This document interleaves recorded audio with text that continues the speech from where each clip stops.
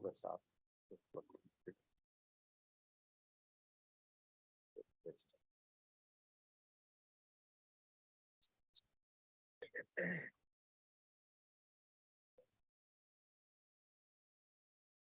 Do you want to make an announcement that if anybody has?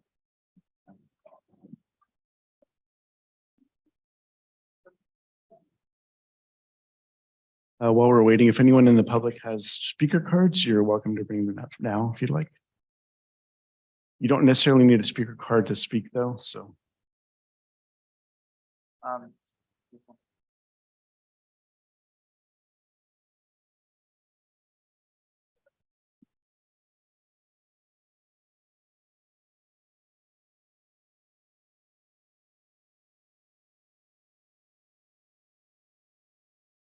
The what? Oh.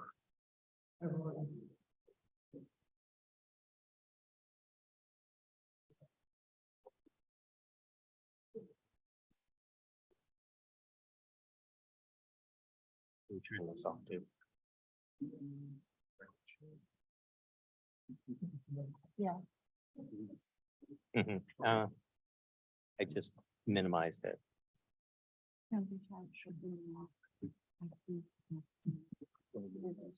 I mean, assume. To close that. Thank you. Okay. Okay, we are recording. I will start webinar.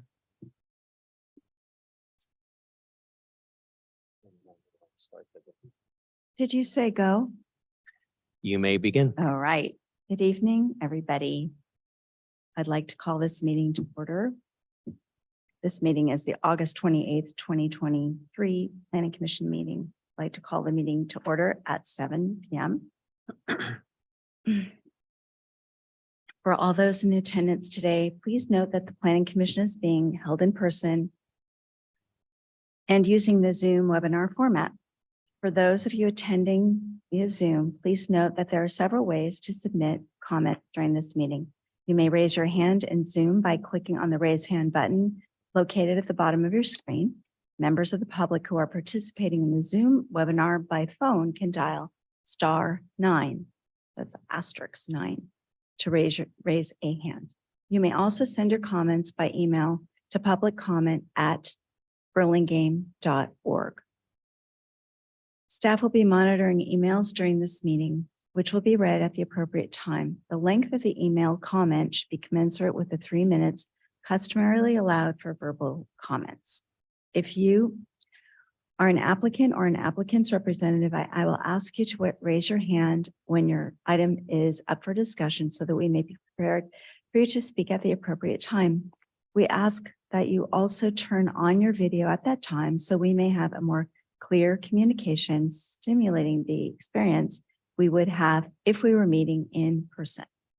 This meeting is also being streamed live on YouTube and will be uploaded to the city's website. Now we're on to agenda item 2, roll call. The record should note that all 7 planning commissioners are present this evening. Oh, Chair, if we are missing Commissioner Say, it's only 6 are present. Oh, gosh, excuse me. That's interesting. Okay, then I shall note, sorry, Audrey, 6 members are present. Agenda item 3, request for AB 2249 remote participation. There are, I don't think, right? No commissioners participating remotely. Agenda item number 4. We have meeting minutes to review this evening and to approve for August 14th, 2023 of regular Planning Commission meeting. Are there any comments, changes, or discussions regarding those? Okay, seeing none. May I have a motion by Commissioner? I'll make a motion. Thank you. Commissioner Camerado, motion. I'll second. Commissioner Schmidt seconded. So motion passes. Do you do roll call? Yes, Okay. Commissioner Camerado. Aye. Commissioner Haran, Aye. Commissioner Schmidt, Aye. Commissioner Shores, Aye. Vice Chair Lowenthal, Aye. Chair Foth. Aye. So that's 6 001, right? Agenda item 5, approval of the agenda. Staff, are there any changes to the agenda and do we have any recusals? Staff has no changes to the agenda. Do we have any recusals from anybody here? Sandy? Andy, do you? need- Oh, I will be recusing from item 9C since I have a business relationship with the owner of that. 9C. Is that 10C? Oh, sorry, 10C, yes, Okay. What is that property? 900 Paloma. Okay. Thank you. Public comment, non-agenda. So this is the non-agenda part. Members of the public may speak about any item not on the agenda. Members of the public wishing to suggest an item for future planning commission agenda may do so during the public comment period. The Ralph Brown Act, the state local agency open meeting law prohibits the planning commission from acting on any matter that is not on the speakers are limited to 3 minutes each. Please speak clearly into the microphone. So this is just for non-agenda items and you're certainly welcome to speak. Do we have any members who would like to speak this evening about something else? No? Is there anyone in the web land? There are no public comment emails submitted. Okay. And there are 17 attendees on Zoom, but no hands are raised. Okay, great. Thank you very much. So move along. Study items. There are no study items for review. Agenda item 8, consent calendar. There are no consent calendar items tonight. So the first item is item 9A, consideration of a recommendation of adoption of the North Rollins specific plan and addendum to the Burlingame General Plan EIR. And I'd like to turn it over to our staff for the presentation. Thank you. Let me just let in the consulting team to our, give me a second. They will be making a presentation. With us tonight is Casey Case from Gates, John Moreland from Rincon, Cindy Ma from KTGY, and Mike Murray from Kimley Horn. And the Planning Commission last saw the North Rollins specific plan back in November, had some comments, and then the City Council reviewed the plan in December. And some changes have been made to the plans, which the consulting team will provide you an update on. Most significantly, and what's happened between now and then, in addition to some revisions to the plan, is at least the environmental review. And the consulting team will also provide you with an overview of what that entailed. So without further ado, I would like to hand it over to our excellent consulting team. You're on. Thank you very much for that. Can you hear me okay? Yes. Okay, perfect. Thank you, Kevin. Good evening, Chair Paff and members of the Planning Commission. My name is John Moreland, the Director of Planning with Rincon Consultants. I, along with my team members, Cindy Ma of KTGY, Casey Case, and Mike Mowry, are pleased to present a brief overview of the final draft of the North Rollins specific plan tonight. Next slide, please. The specific plan has undergone an extensive outreach program that has spanned 12 different meetings over the past 3 years. I can't believe it's been 3 years since we kicked this off. We've received great input from property owners, business owners in the plan area, the city, as well as other staff from other agencies, the Planning Commission, City Council, and the community at large. All of these entities had put input into the plan that's before you tonight. Next slide, please. The vision of the North Rollins specific plan focuses on encouraging non-residential intensity along properties fronting along North Rollins Road, which is the area in yellow shown to you on this exhibit. The specific plan also includes design guidance to account for unique adjacencies, such as the Windrow and the Caltrain corridor along the west, the El Portal Channel to the north, and the 101 freeway adjacency along the east. Also want to note that the vision also includes encouraging open space and limiting new uses within the utility corridor, which is within Area 5 that's identified in orange. Next slide, please. Excuse me. As I just mentioned, we see that the utility corridor is being the focus of bringing potential open space within the plan area. The vision for the open space includes paseos crossing this potential open space line, as well as park clusters to bring accessible open spaces to within 1/8 of a mile of future residents in a planned area where no open space currently exists. Next slide, please. For next, we'll be going over the key elements of the specific plan, which include the objectives, the land use plan, circulation, streetscape, landscape and open space, as well as community benefits. Next slide. Our team has as our team has developed the specific plan, there are a number of key objectives that were guiding the crafting of the specific plan policies. The key objectives for the North Rawlins specific plans includes increasing density, supporting infill development, encourage transit supportive uses, of course, being consistent with the city's recent general plan update, promoting a walkable environment, developing a sense of place along Rawlins Road, activating Rawlins Road, creating flexible zoning regulations that allow for creative art, design-oriented uses, and green tech uses. Next slide, please. The land use plan governing the specific plan is similar to the existing zoning code. The entire plan area allows for a mix of residential, commercial, and residentially compatible industrial uses. Also, similar to the existing zoning code, the specific plan includes 3 tiers of development. The maximum base tier intensity for the specific plan is 70 units per acre for residential units and a 1.0 floor area ratio for non-residential units. Next slide, please. Some of the elements that the specific plan includes is a traffic calming approach to Rawlins Road. The specific plan envisions Rawlins Roads to be reconfigured from 2 travel lanes in each direction to 1 lane in each direction and a center turn lane. Rawlins Road also includes on-street, as part of the specific plan, also includes on-street parking, bike lanes in each direction, and traffic calming measures such as adding pedestrian crossings and bulb out at key intersections. All cross sections within the plan area include allowance for generous 6-foot landscape parkway to allow for tree plantings along the streets. Next slide, please. The planned traffic calming measures, as well as the planned parkway, helps to minimize potential conflicts between pedestrians and other modes of travel. It places priority on the pedestrians and bicycles while not impeding truck turning and other vehicular turning movements. The plan also includes provision for wider sidewalk zones that allow for a variety of amenities such as benches, stormwater treatment areas, art, outdoor dining, bike racks, lighting, among other amenities.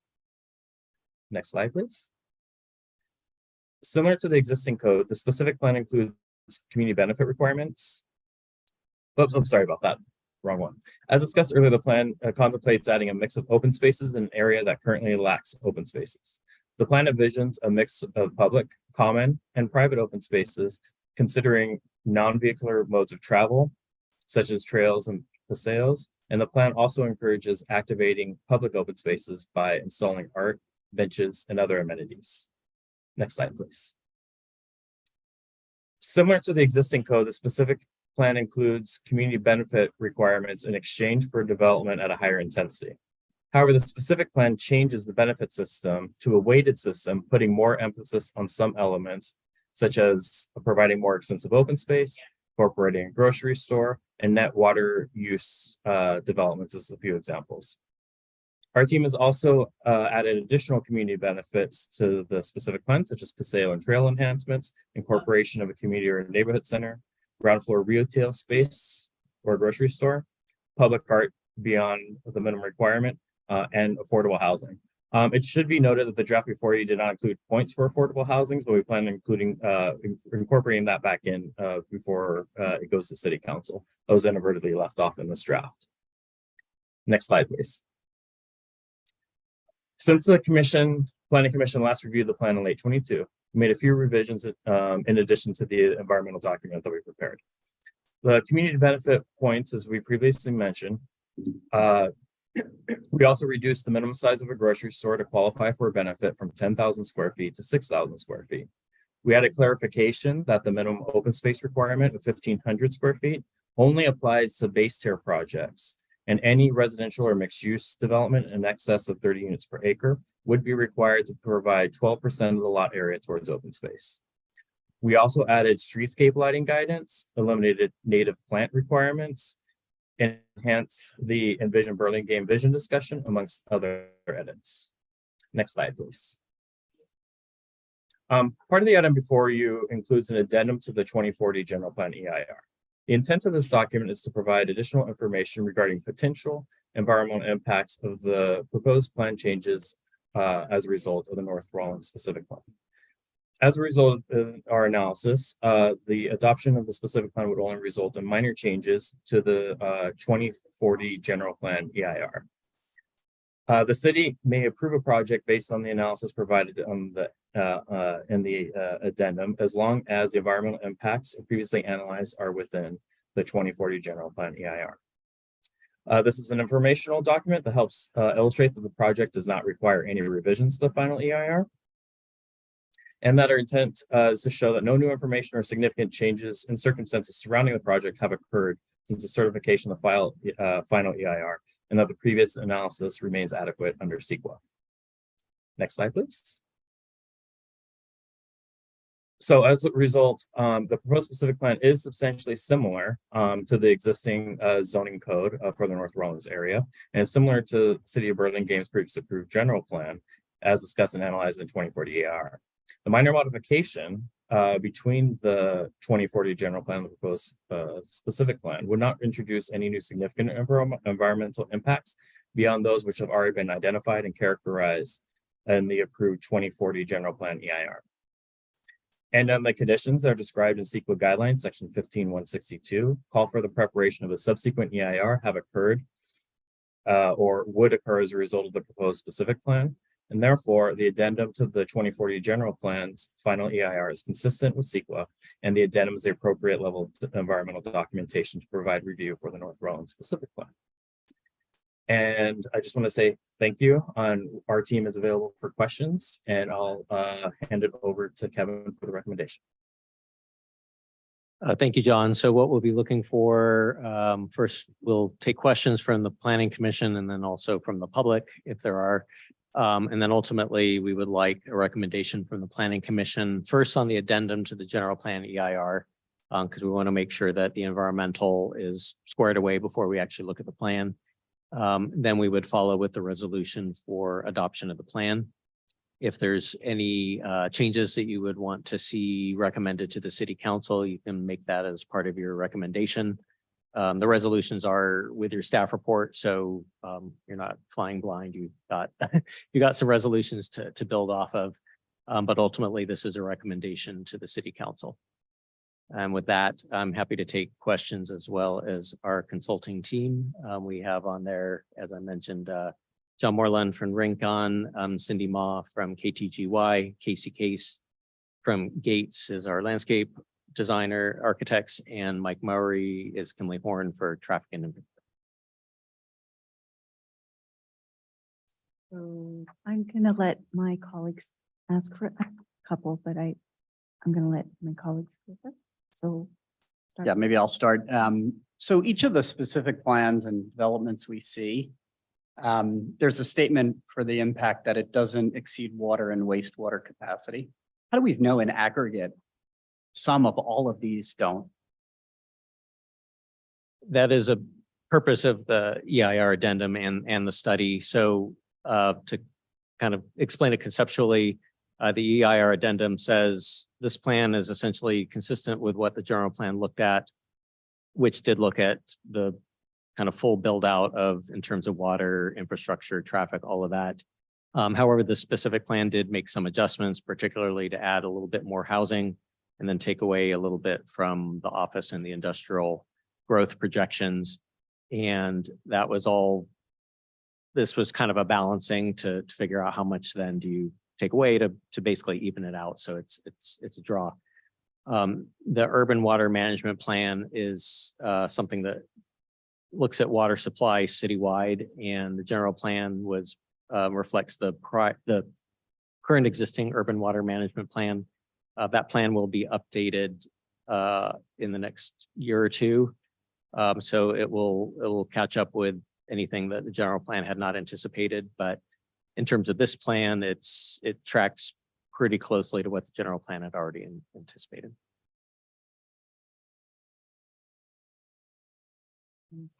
I'm just gonna go from that.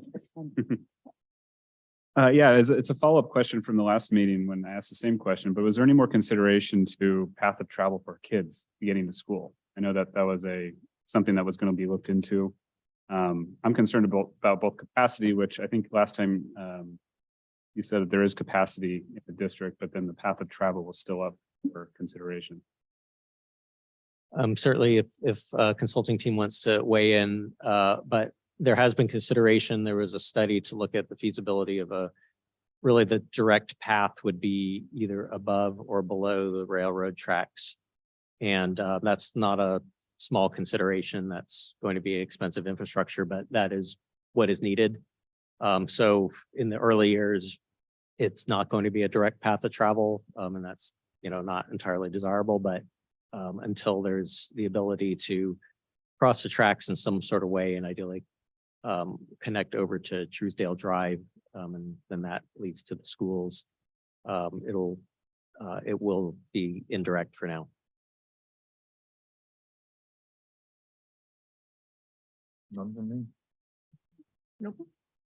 Wow. Okay, it's back to me. I actually had a similar question to Commissioner Lowenthal regarding that. I mean, I was kind of thinking of the bridge. I realize it's all very expensive. But is that a consideration for when you work on these point systems that you just brought up? Sorry, I don't know where to look. You were talking about a point system for, I guess, public benefit. Were you just limiting that to kind of open spaces, or is that potentially something that could be looked at as far as a connector of some sort? So people could go to our Broadway area that we're going to be working on, or to school, I don't know. There is a flexible benefit option, and then the points that are assigned to that, that's where it gets a little subjective. The Planning Commission can assign the points. So if there was a significant contribution to that kind of infrastructure project, I would not be surprised if the Planning Commission thought that was worth a lot of points. It depends on how much the contribution is, and in the scheme of things, but that is something that the Planning Commission can look at if there is something that's not on the menu. The menu is kind of the way to say these are a bunch of things that the community has already articulated they would like to see, but it's not the end all. So if there is a unique something else that a project can offer and it's of value to the community, then that could be considered as well. Okay, great. And then the second question is actually related to a public comment we had last meeting, but I remembered it finally, and it was with regard to noise, the pounding that we got from the what's that called? The golf field. Top golf. Yeah, top golf, exactly. And I thought it was I heard it too. I mean, the whole city heard it. And I was wondering if that, it happens with a lot of the issues around here. And it was also with the Meta project Facebook. So I was just wondering, is that somewhere included in this, or is it already in the general plan? Is there something in here that deals with the consideration of noise mitigation, or I don't know. Just wanted to ask. I'm thinking that could be a recommendation. I don't believe there is a specification. Typically that's addressed through the project review and through the environmental review of the projects. To give some context for the pile driving with the Top Golf, that was unique, and we don't expect to see that on subsequent projects. The reason they had to do pile driving is because the Top Golf is built on the site of a former landfill. So the soil is not stable enough for pile drilling. All of the other new projects drill the piles as opposed to drive them. And that's something we learned from Burlingame Point. That was a hard lesson, and we would have preferred not to be doing pile driving for Top Golf either, but it was not technically feasible to do anything else. The projects in this area, for purposes of people who are maybe not familiar with the plan, there are 3 projects that were approved under interim zoning, so which predated this plan. One of them's pretty far along and did not have pile driving. So, and then another one's breaking ground right now, and again, no pile driving. So, that was unique just to Topgolf. Even though it is fill too, so it must just be up further. It's like a lot. Yeah, I mean, this area is also fill, so it's just, but it's more stable engineered fill than what a former landfill can offer. Got it. Okay, well, thank you. And those were my questions.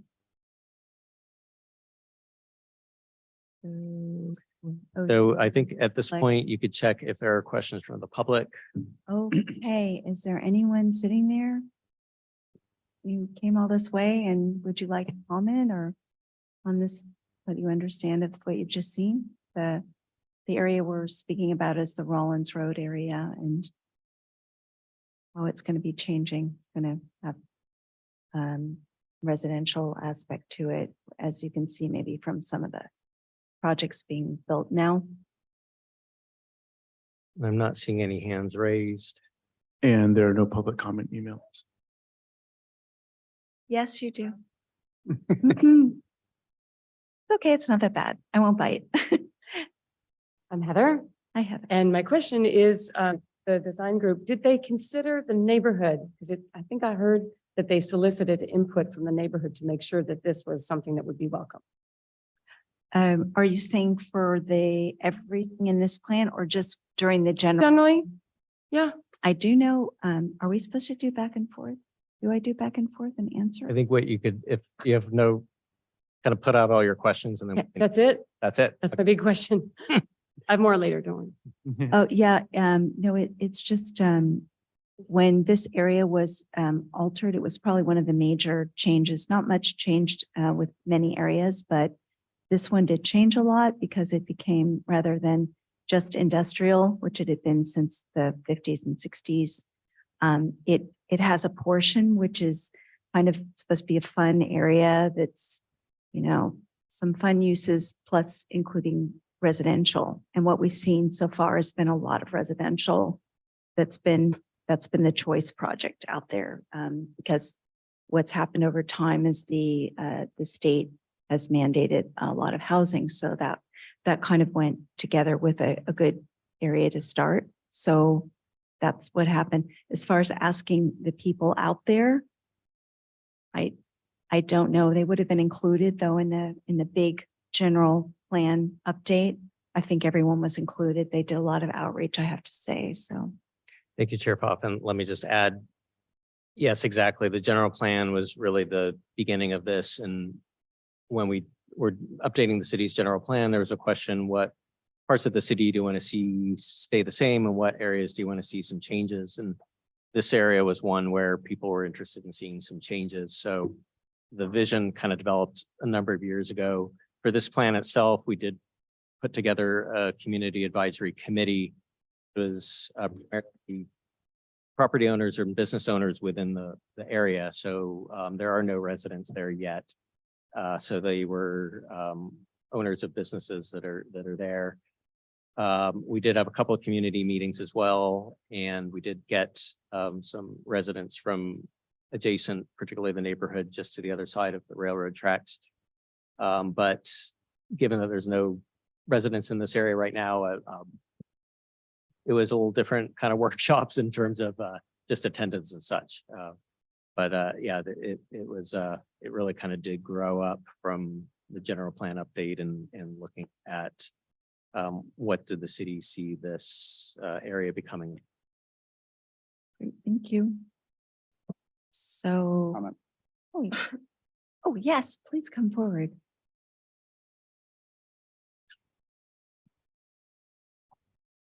Good evening. My name is Steve Peterson. I live in 950 Paloma Avenue in Burlingame. So I'm a member of Prime Time and I go down Wallen Road at least 3 times a week to the gym. And just some observations of the area. I'm supportive of the redevelopment, but I do have 2 concerns. In the open areas, I hope they address the climate in the area. It's typically very windy, cold, just about all through the year. So it's a miserable climate, in my opinion, in that area of Burlingame. So so I hope that the open areas address the climate. So you have big open areas with no wind protection. You're not going to have too many people using those public areas, I suspect. So that's one. And the other is I frequently smell kerosene. It's very close to the airport. So the air quality is not very good much of the year. So you're putting a high density residential area in an area that has questionable air quality. So was that considered? I know this is probably late in the process. I'm here tonight for another reason, but because I heard the presentation, I hope the consultants consider the less than ideal air quality due to the proximity to the airport and what that impact would be on small children, the elderly. So is this the ideal place for families with such poor air quality because of the proximity, close proximity to the airport and Highway 101? Thank you. Thank you very much for your comment. So I don't know if the consultant wants to address that or. I could answer the air quality. I don't know if anyone from consulting team wants to address the sort of usability of the open spaces and how it relates to wind and other environmental factors.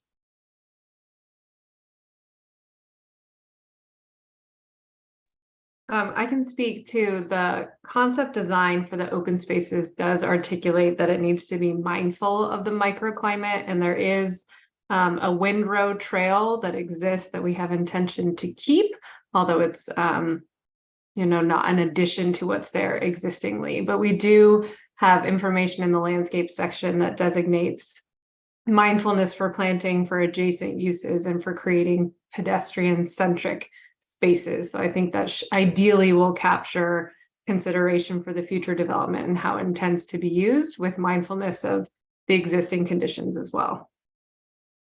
I think he meant, I heard wind as well. So is there some thought to wind? It is windy, but anyway. I don't know that we specifically addressed wind. I think our hope is that through the design guidelines and the development of the future projects, we're trying to encourage thoughtfulness for what that could look like when those projects come through. All right, thank you very much. Are there any other comments for in person? And if not, then are there any Zoom people or questions? No, we don't do questions anymore. Zoom people. There are 16 attendees, but no hands up on Zoom. And I do want to just emphasize to the public who maybe are seeing this for the first time, the Planning Commission has looked at this before, and so if the comments seem fairly light, it's because they've weighed in on this at least 2 or 3 times before, and this draft is the culmination of that effort and just has the environmental review to go with it. But we always appreciate comments because sometimes things get missed. So thank you. So then I need direction on, I don't know how to do this. Right, so yes, we'll need 2 separate motions. Oh boy. So the first would be to recommend the addendum to the EIR to City Council. So we need a motion and a second, and then we'll take a vote on that. And then we'll do a separate one for the recommendation of the plan itself. Okay, so you can help me along if I mess up. So the first, I would like a motion from one of my colleagues to recommend the addendum, or is that right? Addendum to the EIR. The addendum to the EIR or the Rollins stick. So I'll make a motion that we approve the addendum for the EIR as outlined in the staff report. I'll second that motion. Roll call vote. Commissioner Camerado, Aye. Commissioner Haran, Aye. Commissioner Schmidt, Aye. Commissioner Shores, Aye. Vice Chair Lowenthal, Aye. Chair Fa. Aye. All right, and then the second you said was to recommend this plan to the city council. Correct. Okay, and I don't know that we had an additional, well, we had couple comments, but recommend the plan to the city council. Can I have a motion? I'll make the motion to recommend the plan for the staff report to the city council.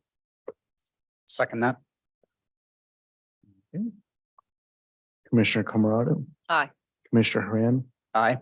Commissioner Schmidt. Aye. Commissioner Shores, Aye. Vice Chair Lowenthal. Aye. Chair Fa. Aye. Thank you very much, and thank you very much to the consultants for your time. Thank you, everybody. We appreciate, and we will see you at the city council meeting on September 5th. So, let's see, then I'm going to move along.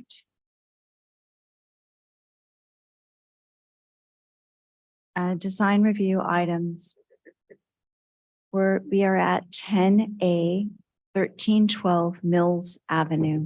If you are the applicant and are attending the meeting via Zoom, please raise your hand so that we may be prepared for you to speak at the appropriate time possible. We also ask that you turn on your video at that time. Were any commissioners not able to visit the project site, or do any commissioners wish to have any expertise communications regarding this project? I don't see any, and I don't know of any recusals. Let the record note that all commissioners present have visited the project site. Can we hear the staff report, please? Yes, thank you. This is an application for design review and 2 special permits for a 2nd-story balcony and attached garage for a new 2-story single unit dwelling at 1312 Mills Avenue, zoned R1. The applicant is proposing to demolish all structures on the site and build a new 2-story single unit dwelling with a 1-car attached garage. The total floor area would be 3,019 square feet, or 3,020 square feet is the maximum allowed. The applicant is requesting 2 special permits, one for an attached garage, one for a 2nd floor, 75 square foot balcony at the rear of the house.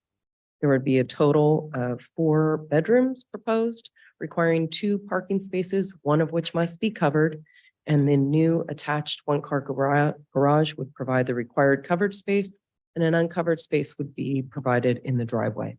All other zoning requirements are met.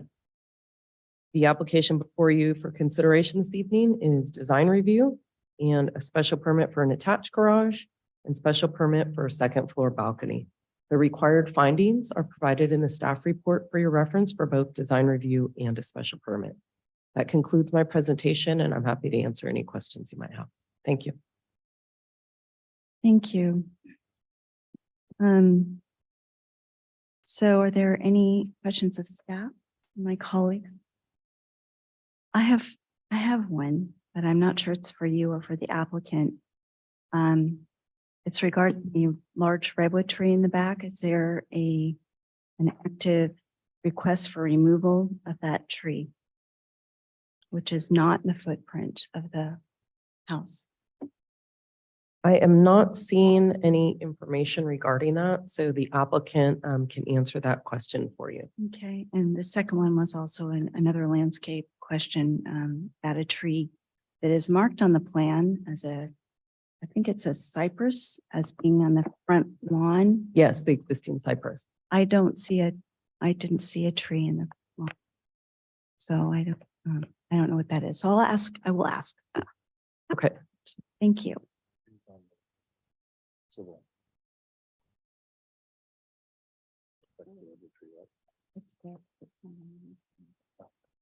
Okay, thank you.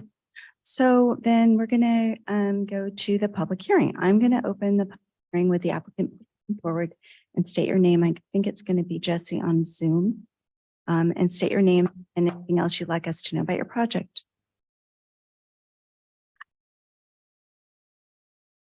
Just a second as they come in.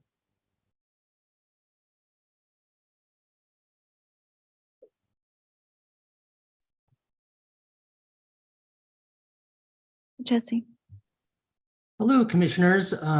Jesse Gersa here from GCD Incorporated. I'd like to thank you for the opportunity to present this project for your review and comments. As you know, we are looking for approval for a new single-story, second-story residence on the property of 1312 Mills.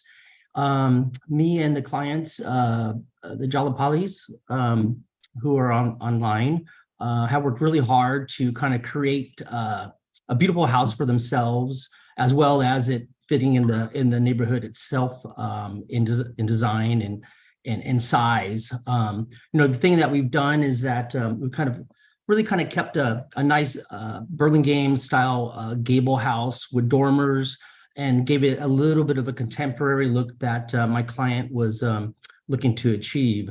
I think the overall project, I think, was very well designed, and we hope that you find it acceptable, and we're here to answer any questions that you may have. So do any of you have anything? So the redwood tree in the back. I was looking on Google Earth at the redwood tree and saying, wow, that's a nice protection from the new balcony looking to the rear. But now I'm seeing that it's being removed. Is there a reason we're removing redwood tree?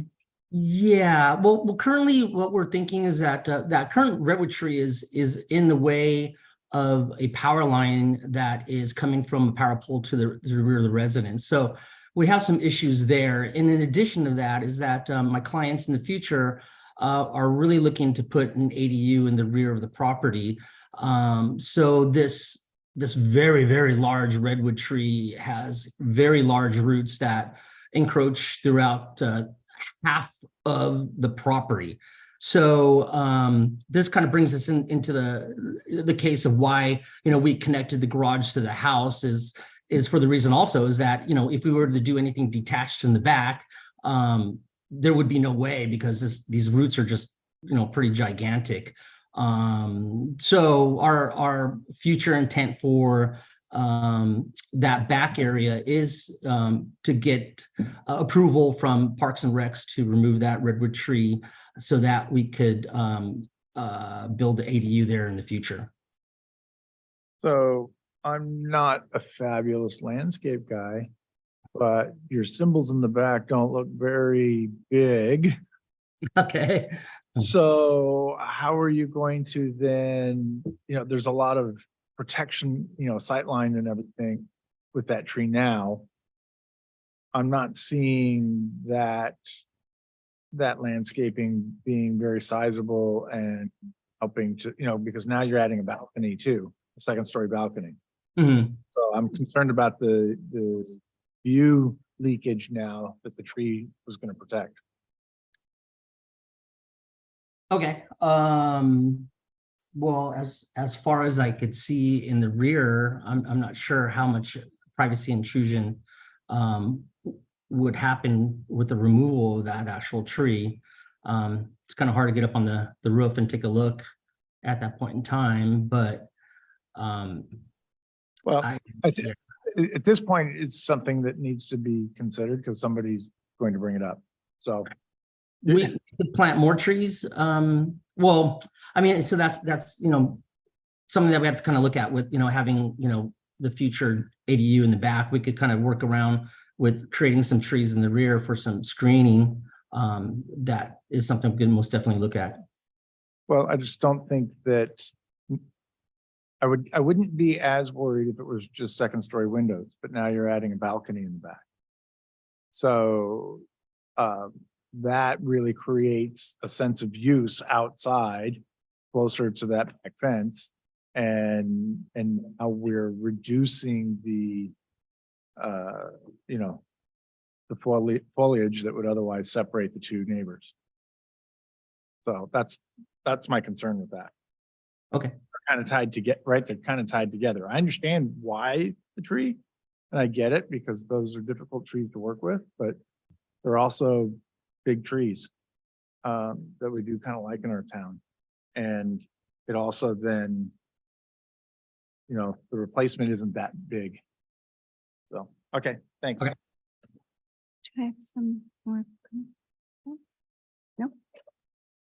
So, yeah. Did I miss somebody?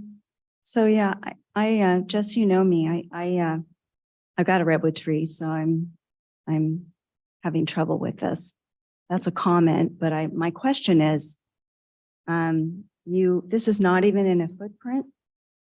Actually, I find it very well situated, and there were a couple of trees I noticed behind it. I don't know if they're still there. There are large trees right behind it. I only noticed from the sale, I guess it's the internet sale of this property a year ago. It was shown on the photos. There looked like 2 additional trees, maybe it was, one was a cedar and one was something else. Those are not great. They're right in the wire and they weren't real good examples. If they're still there, maybe they chopped them down. But I would like to, well, no, that's a comment. So I'm not going to say that yet. But on an ADU, not sure about that because ADUs, they can be configuration. You can push them up to 4 feet within the property line. So I'm not really getting why that tree would need to come out. There's a lot of room for an ADU. So anyway, those are my questions. Oh no, I did also I don't quite understand where is you have a cedar tree sited on the front lawn. And I didn't see a cedar tree. I didn't see any tree on the front lawn when I went by. It says cedar on, unless I'm misunderstanding the planting plan. It says there an existing cedar on the front of the property on the right-hand side. If I'm looking at it on the right-hand side, it says existing cedar Um, on L. I see ground cover, I see On tree the very plan legend. if well, you look at the maybe, plan I don't know, it's legend- got a circle. It has, oh, maybe it's just your symbol. Yeah, I mean, It if you look says at the symbol for the mature- tree, if you look Well, at. it says, I'm sorry, it just says mature. So if I'm looking on your landscape keynotes, Uh-huh, third from the top, it says existing mature cypress to remain, but I don't see a Oh. cypress. yeah, well, I mean, that's just a legend, but it's not indicated on the plan. So. But it is indicated. Yeah, and I can remove that because that's not present there currently. There's not even a red maple there. There's no tree there. So in the front. Well, anyway, lawn- it's cleanup item. So in the front of the property, we Yeah. have an indication of that tree as a red maple. It's in the front. So if you look at the symbol or the legend, which is a tree, a red maple that's in the front of the lawn. Okay, that must be newly planted. I drove by the other day. I didn't see any tree except the 2. This is a new landscape plan. Not existing. Oh, but this says E, which to me means existing. The symbol for mature cypress tree and the red maple tree are very similar. Jesse said he'd take it off. Yeah. Thank you. Okay. Well, Yeah, but anyway, I don't indicate any symbol for an existing tree. It was just a legend from maybe a previous project. So I could remove that from the legend, but well, there's going to be you're going to need trees if it's just a comment. It's very confusing to me. It's very confusing anyway. So, all right, then those were my questions. okay. Anybody else? Are there any questions from the public or anyone here or someone online? There are no public comment emails submitted.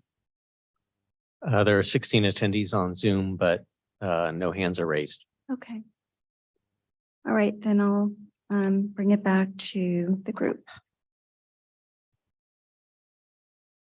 I want to make some comment.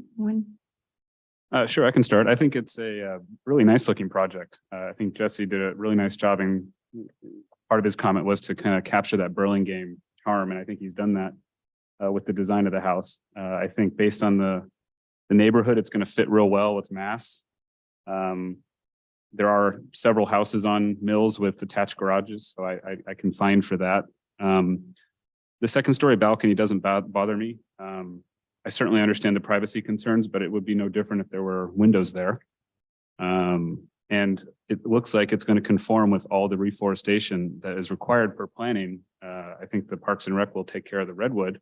I don't know if that's in our purview.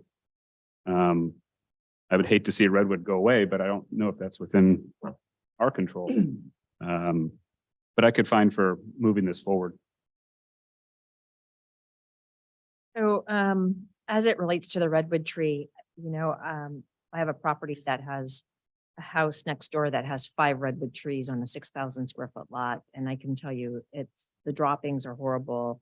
The roots are horrible. They've uplifted my concrete in my backyard. And it's unfortunate, but these trees, I truly don't believe that these trees belong on a 6,000 square foot lot. I believe that these trees belong more in a park-like structure.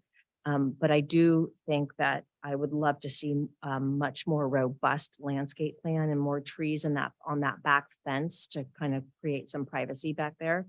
If you're going to take out that redwood tree, and that's up to the city, I believe, to kind of look at that, that's what I would ask for, is to have a much more robust landscape plan in the back. I agree. So do you have Walker? Do you have anything? No, I like it. Really. Yeah, I agree. It's a good looking project. Personally, I don't like attached garages, but at least it's one car and it doesn't overwhelm the front facade. I don't like second floor balconies. So, right now it's an open lattice. I think railing, there might be a consideration to make that solid to keep it more private. And then the front porch is great, but it's with those bulky columns, it's less than 4 feet wide. It's 5 foot wide, but you've got very bulky columns. So I'd love to see a wider front porch, or deeper, I should say, so that you could put some furniture out there. I like the idea of the front porch being deeper. Okay, so on to me. It actually is our responsibility to comment on the redwood because I checked it today. So it does go to, it gets a removal. The client applies to the superintendent, the parks supervisor, and they work with that. So this is the first anyone's seen of this removal. So yes, it does count what we say. So therefore, first I will comment on the porch. I think this porch needs to be 6. I agree. The depth, it would be much better. I really like the house. I do not like that this very important tree, which I find sited quite nicely and could be cleaned up. Looks very good to me. I'm not an arborist, but I think there's plenty of room for an ADU because the garage is in the front. So I have trouble with this one because of that, not because of the house. It's beautiful, but I think this tree needs to be looked at to see if it can be cleaned up and accommodated.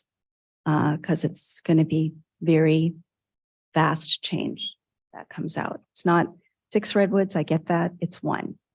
So I guess I'm going to look for a motion from my other colleagues.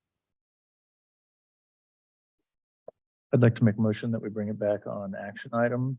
I can see with the additional permits for the attached garage. There's plenty of examples within the neighborhood to work with on that, and it's consistent.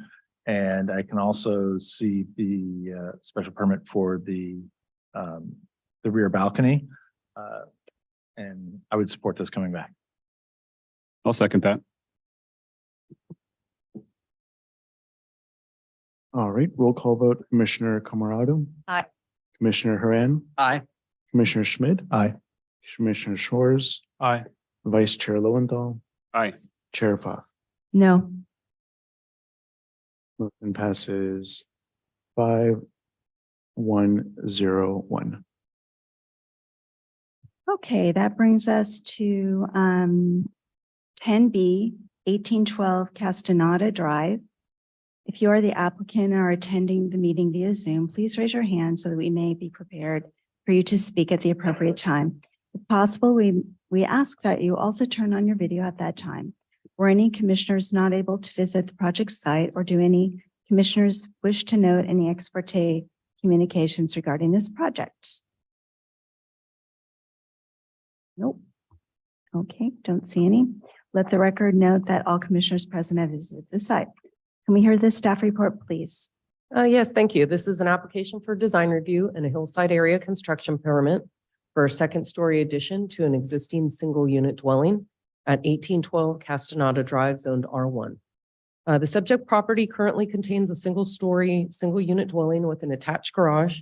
The applicant's proposing an interior remodel with a second-story addition, and the new second floor includes an uncovered deck at the back that would be located above the first floor that's also proposed. The floor area would increase to from 2,123 square feet to 2,701 square feet, or 3,207 square feet is the maximum allowed on a lot of this size.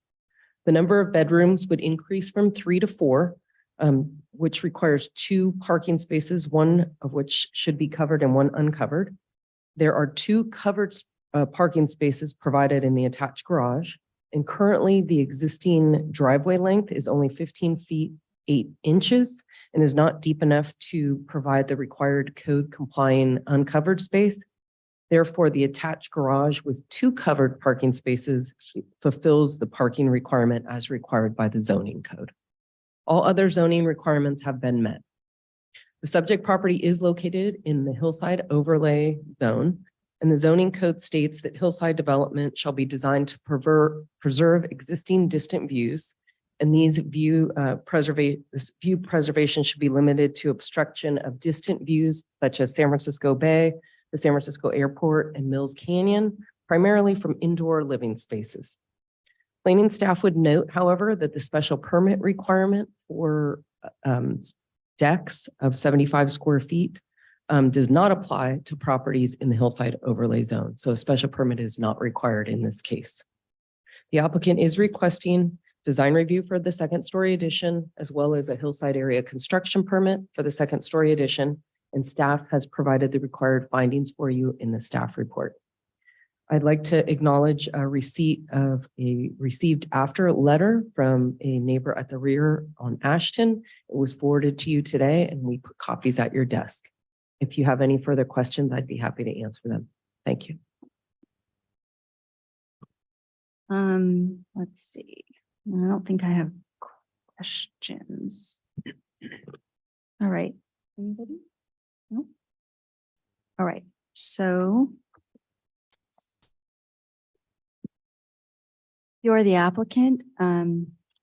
I'm going to open the public hearing. Would the applicant please come forward and state your name and anything else you'd like to add about your project?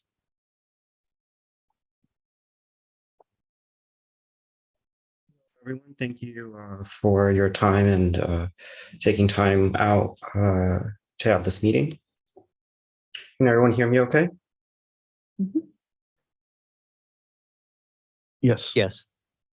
Thank you.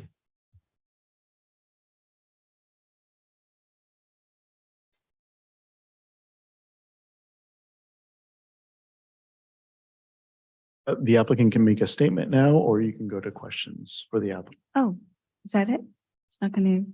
He's not gonna present? I'm sorry. Yes, I can totally present. So we are proposing to do a second-story addition. We are keeping the addition, including the deck, over the existing footprint of the building. We have maintained all of the setbacks, and for privacy purposes, also proposing some green space on the deck to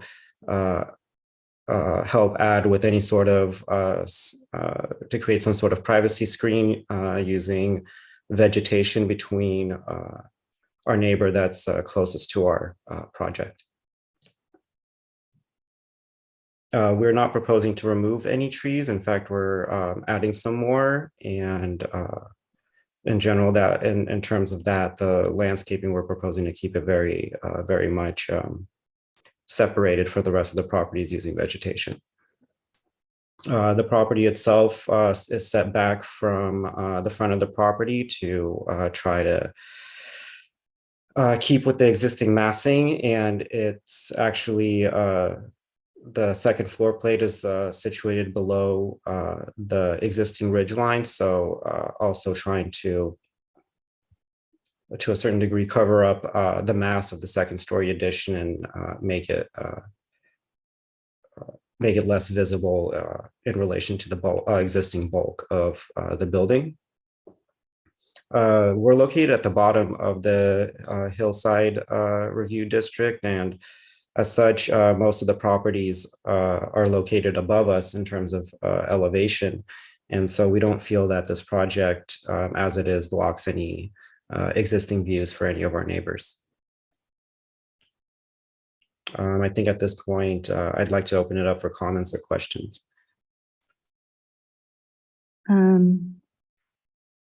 So I guess I could form it in the way of a question, but I'm going to ask my colleagues first. So, so the staff report noted that there are no existing street trees along the frontage since there is not a planter strip within the city's right of way. So I did want to just say, are you aware though, however, that there is an easement there that is a 10-foot easement, and so will require a street tree there. I did ask the arborist today, so I just wanted you to know that that's just a mistake. Okay, So we'd be just happy to so you provide a can- tree. Yeah, that's great. The Mills Estate was designed differently, so the trees are generally within an easement about 10 feet. So Sure, we have, yeah, that'd be great. And there's a special list, so of view tolerant, whatever the word is, so that they're appropriate. we'll double check, make sure that the species is appropriate. I believe we have a tree proposed for the front of the property as it Down is, the but I'll right, make I sure saw that that. it's within that 10-foot easement. Yeah, that'd be good. And make sure that you have enough proposed for the total set. That'd be great. We do. Yeah, thank you. And then I do have a confusion on page A40. It looks to me, I'll ask some of my building buddies here. It looks like the middle drawing, it looks like you've called out stucco on one side, or is that a mistake? That must be a mistake. We're planning to match it has vertical siding throughout the house, and we're planning to match it with the existing siding. Okay, so maybe you I'll could make just sure that's clean that up. corrected. Thank you. So it's all Absolutely. the I'm same. sorry, apologize for that. Okay, no worries. And let me see, there was just one more. No, actually, I think that was it. So that's probably it for me. But I know that we have some comments from the public. So Yes. is this the right time to do that? Okay. Right, so I'm first going to do the people, person or more, one or more, who submitted cards, who would like to speak, the ones in person. So I'm first going to call up Maddie. Is that right? Maddie or Maddie? Maddie, yeah. Oh, Maddie. Thank you. Hi, good evening. My name is Maddie Padwell and I live on 1808 Castaneda. So it's right next to the proposed property that is going under construction. So we are going to be their neighbors. So when I talk to you, I would like to actually give 2 pictures so you get a better view. So these pictures are taken from our master bedroom window. Okay. So our master bedroom window opens up into our backyard and it faces the property, our neighboring property. So when I talk about the property, I'm looking at the backside of the property facing the bay. So this is going to be their house and this is going to be our house. So there is going to be this huge deck. I mean, we totally support the second floor addition. We are happy that they can do that. However, the deck is something that is concerning us because it will completely overlook into our backyard and into our master bedroom window. So we will have zero privacy in our backyard. So absolutely no. There is no tree, nothing in between. So that is my concern. I have two little kids who play in the backyard, and I would want them to have privacy when they're out there, because we are both working parents and we would be on our meetings. And when kids are out there, I would want them to have their privacy so nobody looks into it. So right now what I'm seeing is the deck. There is a 3-foot fence on the deck, but I don't think it's tall enough to give us that privacy on our side of the property. So we propose if that wall, like the deck wall, went up higher, like up to 6 feet, then that side, they cannot overlook into our backyard, and then we would get that privacy. So that's our request. The second thing is that when a property addition is made that way, I'm also concerned not for today, but maybe 10 years down the line when they sell their house. We have really good neighbors, but you never know who buys the house next. And so if that privacy concern will stay, when we decide to sell our property, we don't know when, we are going to have a concern that nobody will want to buy it because everybody would be concerned that there's no privacy in the backyard. So these were our concerns, and we were hoping that they would be addressed. And if that wall went up higher, they can keep the existing plan, just give us our privacy so we can all work with each other. Okay, thank you very much. Thank you. Let me see if there's anyone else for this property that I have, for which I have a card.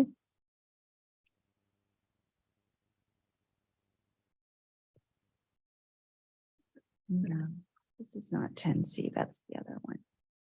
South Paloma, yeah. All right, then I'm going to ask if anyone else, yes? Sachin Padwal, my beautiful wife said Mhm. good stuff, but I think I just wanted to highlight one thing. The natural slope of the lot is such that it's already at the elevated height. So imagine that's the height that the 1812 is, and 1808 is slightly below. So it's already at a elevated height, and this is all going to add more. Worried about, just the bedroom and the privacy of the bedroom and the backyard. I'm sorry. Yeah, windows will be closed all the time. If that happens, then we'll have. Of course. So just, And there's, oh, sorry, acknowledge that. Okay. Yeah. Okay. thank you. So thank you. So now I'm going to ask for questions from the public in the ether. If there's no one else in the Comment. here in the council chambers that wants to speak, we have received no public comment emails on this project. And there are 16 attendees on Zoom, but no hands are raised. So we thought we had a comment that came through the web. It was, and it's a received after that you had. Received. I did ask. Well, I do have I guess a question. Am I allowed to ask a question of staff? Or after? Regarding this project? Yes, it's regarding this project. I mean, not regarding to that email that was submitted. Well, We so, can for that person. right. No, my question has to do with fence height and what is allowed, what can be done easily without a big going through us and everything. What can be done? What's the legal Sure. height in Burlingame? The fence height that's allowed along the side and rear property lines is 6 feet plus 1 foot of lattice for a total of 7 feet. And in the front, it's limited to 3 feet solid, or you can go 4 feet if it's an open design like a wrought iron railing. Okay. So I'm not sure if there's currently a fence where this issue is, but okay, thank you. We'll need to close the public hearing. Oh, and I'm sorry. Actually, let me just, before you close, I did see a hand go up from Anil Lal. Yes, that's right. And yes, so I would like, if you would like to speak, let me, we're allowing you to talk. It's just audio, so you don't have your camera, and you have 3 minutes. Okay, mhm. Hi there. Yes, I can hear you. yeah, can you hear me? Okay. Yes, So definitely. I did submit my comments through email. And they should have gone through. Mhm. But what I hear from the meeting is that there were no public comments. So I'm not sure what's going on here. We Are my received, comments taken into account or not? Yes, we received your comments. Those were addressed directly to the planning commission, so they have copies of that. So that's why we did not read your public. Okay, but it's part of the proceeding, right? Yes. yes, it is. Okay, I got confused because I kind of heard that there are no public comments. Oh, no, it's just additional for people sitting here. Oh, I see. Okay, Sure. all right, that helps. Yeah, no problem. Is he allowed to speak if he wants to? He may. Mhm. Yes, you may also speak now if you'd like. That's fine. I've said everything that I wanted to Okay, in my email comments. So if my concerns are taken care, then that's fine. I'm fine with it. all right, thank you very much. And Thank you. I'm gonna, if that's it, I'm gonna close the public hearing. So, commissioners, do we have any comments?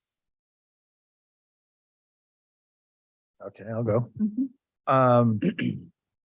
I'm concerned that we need to do story polls, first and foremost, because with the comment from the neighbor down the hill, I don't know. You know, it looks like there's trees in the way. I would not suspect it would be a view problem, but I don't want to be wrong. So I think that story polls are definitely necessary before this goes forward. I have the same concern for the neighbor next door and balcony. I think that this is one of those examples of a balcony that does exactly what we didn't want it to do. And that is overlooking another yard that has no protection whatsoever. So unless there's going to be some significant landscape addition to try and mitigate that, I don't see that that's really approvable being lopsided to the one property line. And then last, I don't really find that the second story addition integrates with the home at all. It just pops up out of that. And so I don't really find it attractive at all. There's one 6 or 7 houses down closer to the Millbrae line, and it has the same kind of pop up and it looks terrible. And I'm sorry that we allowed that to happen in years past. It's not so much that I'm totally against any second stories on this area. It's just, it needs to integrate better and somehow work with the profile. It will look sorely out of place here. So I think that this needs, like I said, story polls and probably some significant modification before it goes forward. I agree with Commissioner Schmidt, and I felt that this should go to design review consultant. I think that with story polls and a design review consultant, I think this project could be much improved. I agree. I feel like it's just a box on top of an existing home, and like to see some symmetry here, and I just don't see it. So. Do you think we should do design review consultant first, then have them come back and then do story polls? Yeah. Probably makes sense. Yeah.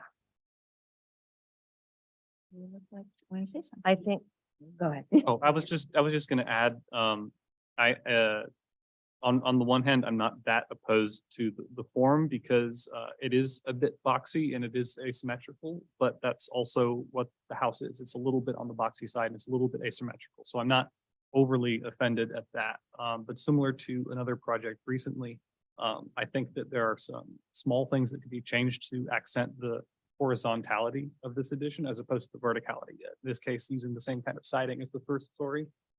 That's all horizontal siding, and the windows are also horizontally oriented, whereas the other windows are vertically or horizontally oriented. So those are some changes that I think could really accent design in addition to what the other four commissioners have said.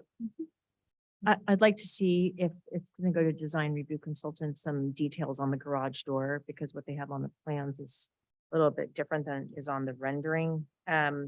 So I just kind of want to, I'd like to understand what the garage door is really going to look like and more details around the windows. Yeah, I think it's a modest addition, so I don't disagree that the design can be improved. Maybe just a hip roof instead of a gable roof would help to match the existing house. Yeah, and the privacy for the rear second floor balcony should be addressed as well, but it really is going to come down to the views and whether the story poles tell the story. So then I guess I'm looking for, I have no additional comments then. I guess I'm, So, go ahead. No, go ahead, John. Okay, I'll make a motion that that this project be sent to a design review consultant. And that before it comes back, that story poles are put up that reflect whichever design they're going to present. I'll second that. okay, then a roll call vote. No, we don't vote, or do we vote? Yes, we'll do a vote. Commissioner Camerado, Aye. Commissioner Haran, Aye. Commissioner Schmidt, Aye. Commissioner Shores, Aye. Vice Chair Lowenthal. Aye. Chair Fa. Aye. Thank you very much, and thank you to the applicant and the people who have sent in comments. All right, that brings us to item 10B. Commissioner Camerado is going to be leaving. If you are the applicant or are attending via Zoom, please raise your hand so we may be prepared for you to speak at the appropriate time. If possible, we ask for you to turn on your video at that time. Or any commissioners not able to visit the project site, or do any commissioners wish to know any ex parte communications regarding this project? And I already said Commissioner Camarado's left the room. She's recusing. So I have had contact with the neighbors, Mr. Friedman, I believe. So has anyone had contact with any of the neighbors? Okay. But all the commissioners have visited the project site. So can we hear the staff report, please? Sure.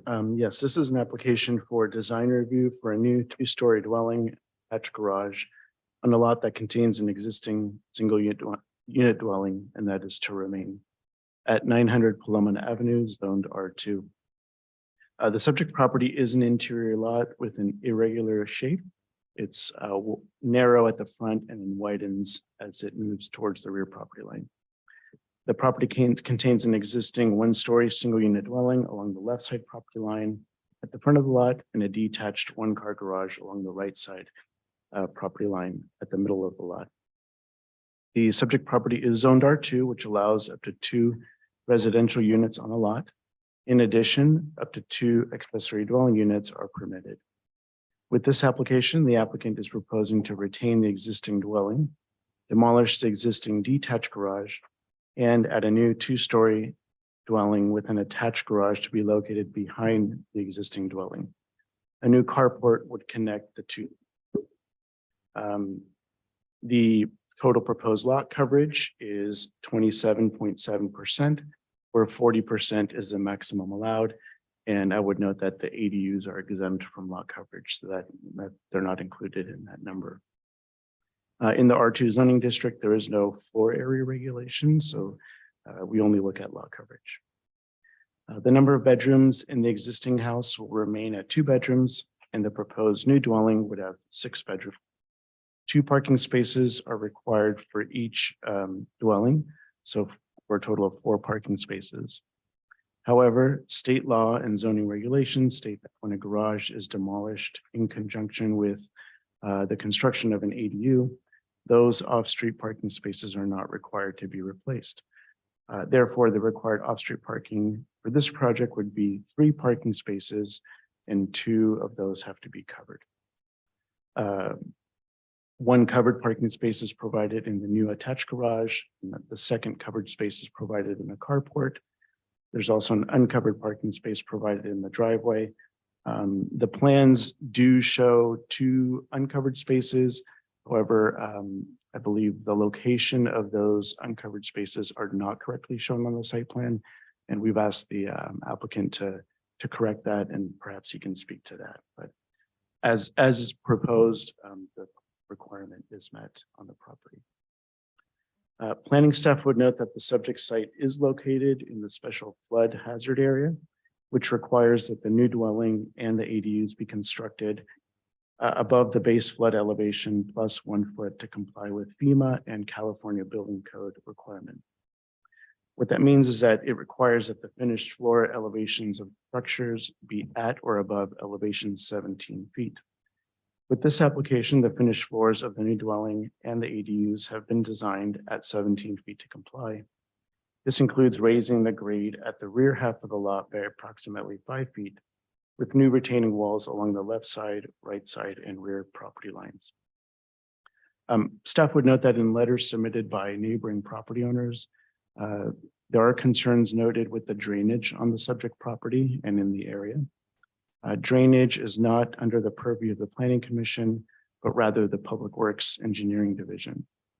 So for those in the public or on Zoom that have questions regarding drainage requirements, they should contact the Public Works Engineering Division, specifically Martin Kwan or Andrew Yang, and they would be happy to meet with the neighbors and answer their questions, and staff can provide their contact information. With regard to the ADUs, state law and zoning regulations allow by right up to 2 detached ADUs on multi-unit residential properties, provided that the height does not exceed 16 feet and that they maintain 4-foot side and rear setbacks. This project includes building 2 new detached ADUs along the right side and rear corner of the property. Staff has determined that the ADUs comply with the ADU regulations. Concerns have also been expressed regarding the ADUs. However, I did want to remind everyone that ADUs, if they comply, must be approved ministerially, meaning that that's without any discretionary review. So no public hearing required on those ADUs. Therefore, the ADUs cannot be discussed this evening at the Planning Commission.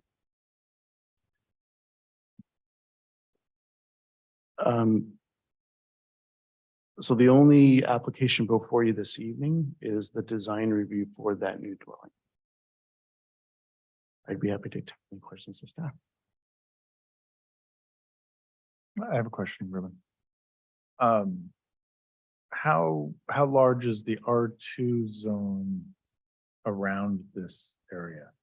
Right, there's, I believe the house next door on the left is a multi-dwelling, notice that. But I couldn't tell from, I didn't look at the zoning map ahead of time. It just kind of came to me as I was sitting here. Right, and I can pull that up in the meantime, but I believe the R2 zone starts with this property and moves north towards Broadway. As we get closer to Broadway, it changes to R3, I believe. So it kind of transitions from R1 to R2 to R3 and then the commercial district. But I believe this is the first property where the R2 zone. Right, so all the properties on Edgewood would be R1. What about on the back side of them? On, let me take a quick look. Let's see if I can pull it up. that should be.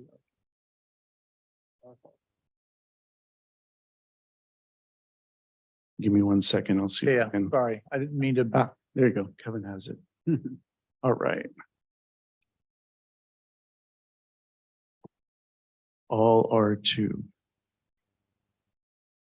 So there's the park there at Paloma, 900. So all of that Oh, okay, kind of darker yeah. orange area is all R2.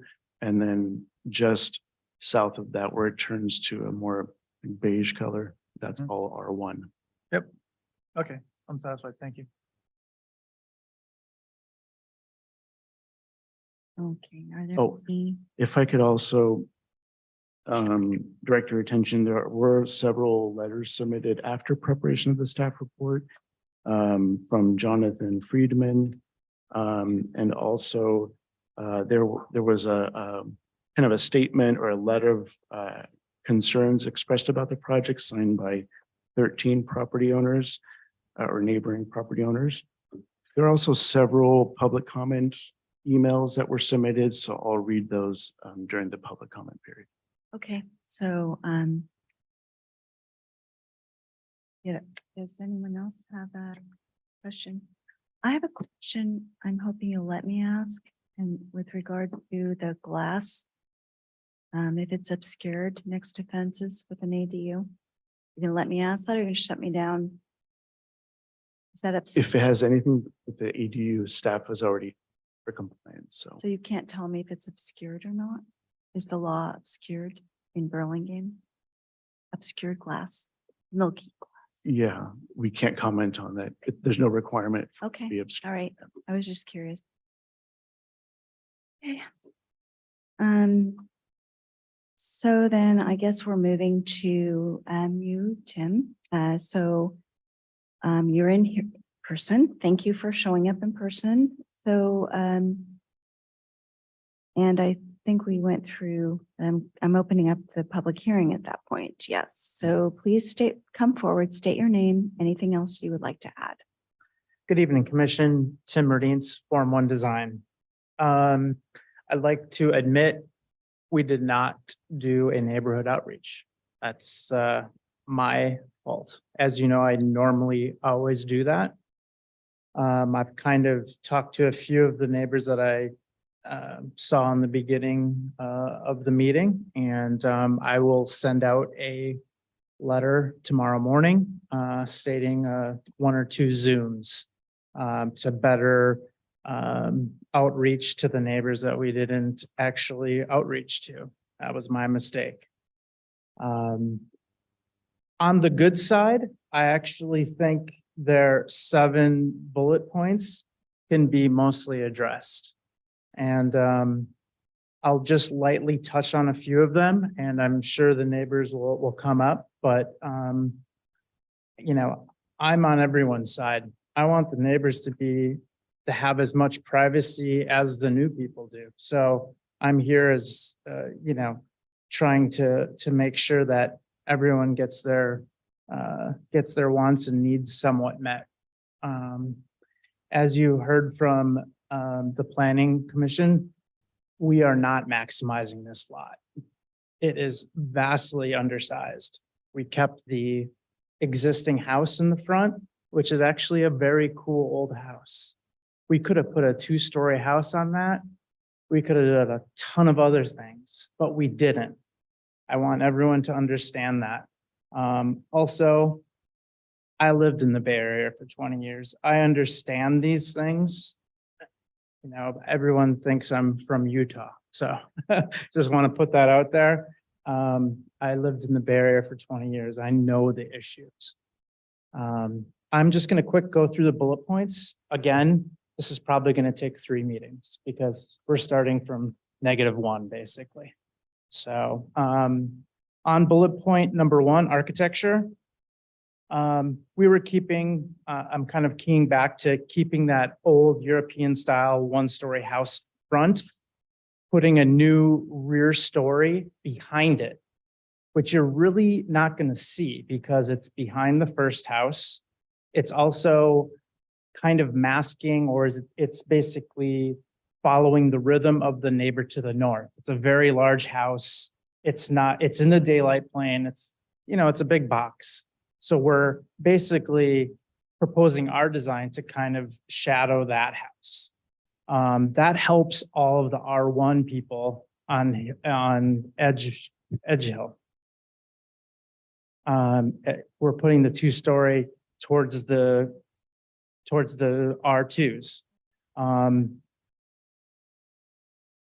In keeping with the ADUs, we put that on the R1 side. It's also the south side, so it'll help let the south sun go to the middle of the lot instead of shading everything. That's the architecture part of it. I can also, when we do have our design meeting with the neighbors, I'll give them a list of probably 75 houses that I've done in Burlingame. I don't think I'm going to deteriorate the architecture. That was bullet point architecture. Design kind of goes with what I said in our first bullet point architecture.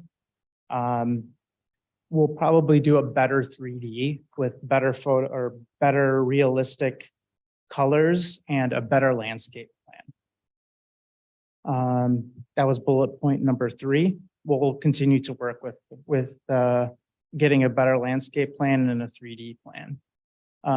Bullet point number 4 is the fire hazards. We only have 10 bedrooms, not 12. I understand Burlingame has a crisis with parking.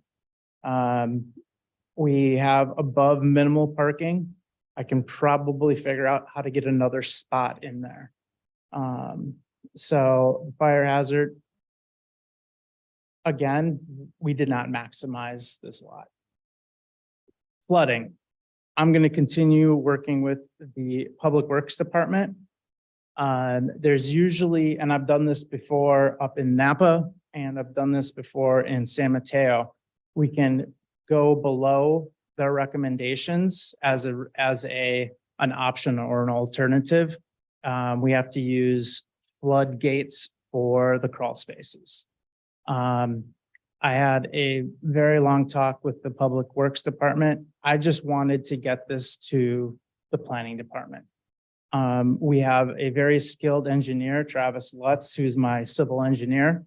He's been in the Bay Area for 25 years. He's worked here on probably 1,000 projects. He will be detailing out the issues of this lot and of the area. During the storms over the spring, all that whole rear area was a pond. Basically, everyone's water basically went to that low point, which is in the backyard. I mean, it was completely flooded, just like everyone else on Laguna and everywhere else, but it was probably 3 feet deep. So we'll be engineering it. We're gonna, I think that's the major design issue that we need to, respond to with the Public Works Department. The redwood tree. We'll have a certified arborist, either Kilty or Main Tree Service in Menlo Park, be on staff. I just finished a house at 1349 Cabrillo that has a humongous tree in the middle of the backyard. It was actually on our property, so I'm pretty sure we can build a house that has a tree on someone else's property. Again, I've had experience working with redwood trees on neighbors' properties and actually on the property. That would be the damage to the redwood tree comment. And again, it was just a miscommunication between myself and the owners, but we should have had a neighborhood outreach. And I'm willing to work with all the neighbors, and I've been doing this for many years in the area, and I think we can get most people somewhat satisfied. And I'll let you guys comment, and I'll do my best to respond. Thank you. Just stay there because I'm sure pretty sure there are questions, right? So I have a couple questions, but. Yeah, understood. So. I'll go first. Okay. I did step back in the lot and note the pond space in the back. But what I didn't realize till I started reading all the comments is how everybody else's lot. I realized your lot's going down. Is the easement, the 10-foot easement in the back, is that higher or lower than you guys in the back? Or how do the adjacent, are they all higher and you're just going to be? Well, what we're going to be doing is working with Public Works to lower it down. There's certain circumstances where you don't have to meet the flood mark because. But you're not going to stay down at 5 feet below, right? We won't be 5 feet low, but we're not going to be 5 feet above, everyone else. At this, again, like I said, at this juncture, we were working to just get on the design review. I had talked to the Public Works Department kind of ad nauseum a little bit, and they were like, I will work on that. Okay, so. That's a major design. Yeah, yeah. issue. Given that Public Works cares more than we do, Yes, agreed. yes. But what might be helpful when you're doing your outreach and coming back to us is maybe a few fence sections. You know, as you're doing sections through your buildings and or properties, go to your fences and say, okay, Yeah. I'm now at a 6-foot fence. He's at a, you know, his property is down here. I'm affecting it this way, or I'm not. That would be helpful for both us to say you've covered your bases, but also for you to then communicate with your neighbors on impact. Yeah, 100%. I mean, I just don't want to be 4 feet above everyone. I mean, I think that's just ludicrous, but we'll find a solution with Public Works. And, you know, once we, I might just get the civil engineer on board early. I think that would solve or eliminate some confusion. Okay, thank you.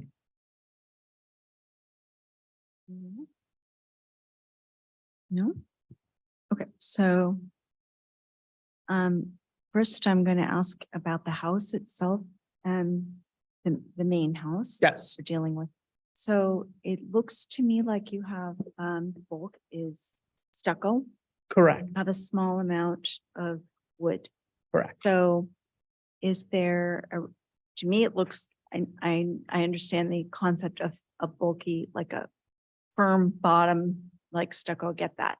But it looks very like disproportionately heavy on the bottom. Is there something you're covering there that, was there a reason? Yes. What I Maybe can, it's me that finds that, but it looks. what I can do, and we played around with it a little bit because the owners had that concern as well. We could add more wood to the top, maybe do like 40% wood with like a 60% stucco bottom, and that might help the proportion. Okay. And then the next question is, of course, it's going to be about landscaping because it's from me. Appreciate you working with a neighbor, and that's really important to protect others' trees as well. Yes. So I'm not clear on, I see the trees that you say you're going to plant. Definitely, I think it could be beefed up, as you mentioned, but there is a palm back there. I personally like palms, and it doesn't seem to be where the ADU is. It's in the back, it's in a little section. So that is a screen for people too. And I wonder if you would look at that, We can look see at if that that. can be retained somehow. And also, I didn't know, you haven't specified, in at least I couldn't find it in your landscape plan, what are the trees that you're proposing? We're going to get a detailed landscape. Okay, I'm guessing, I'm going to propose they be an evergreen just for screening. It'll be 100% evergreen. Yeah. Mhm. All right, and I think that was it for my part. But I know we do have definitely comments. Yes, we definitely do. Okay. So let me just not do this. Again, I think the main thing is we should get some comments going. Uh-huh. I'll do the neighborhood Zoom, or I might come back and we'll have a session at the Burlingame library or somewhere in a neutral spot. Great, thank you. All right, so then, let's see, I'm going to ask, well, first, do you want me to do people who are here, right? Sure, we, That way, yeah, yeah, we should do public speakers that are here in council chambers. the cards, right? Yes, and if I can remind everyone here at council chambers and also on Zoom to be respectful of the 3-minute time limit. We have a handy timer just behind me. But if you could all be respectful of that time, since we do have many speakers. So you can sit down for a moment. Thank you. Okay, thank you. Okay, so I'm just doing this randomly. I have Heather Pinecki. Oh, yes, hi. What I really came for. Thanks for coming from you. Glad that you've been in the Bay Area for a while. I'm Heather Pineda, and I live at 907 Paloma Avenue, which is right across the street from this proposed design. Was going to refer to all the comments that came before me, but unfortunately you called me first. So I'm going to do my best to refer to subsequent comments.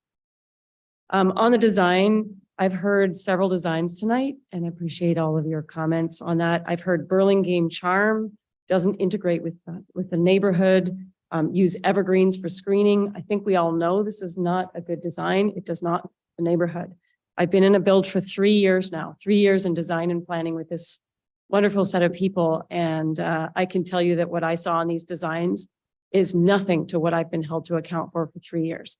My place is pretty. People come by daily. They comment about my landscape, my green space, my design in the house. It is personal. I own it. It's the first home I've ever owned. Absolutely support ADUs, absolutely support low income housing, even modest income housing, because I've been a renter my whole life until I got to Burlingame, weirdly. So please, we want to work with you, but the spirit of this so far has been horrendous. Please protect the character of our neighborhood. It's really important. I don't know where the owners are tonight.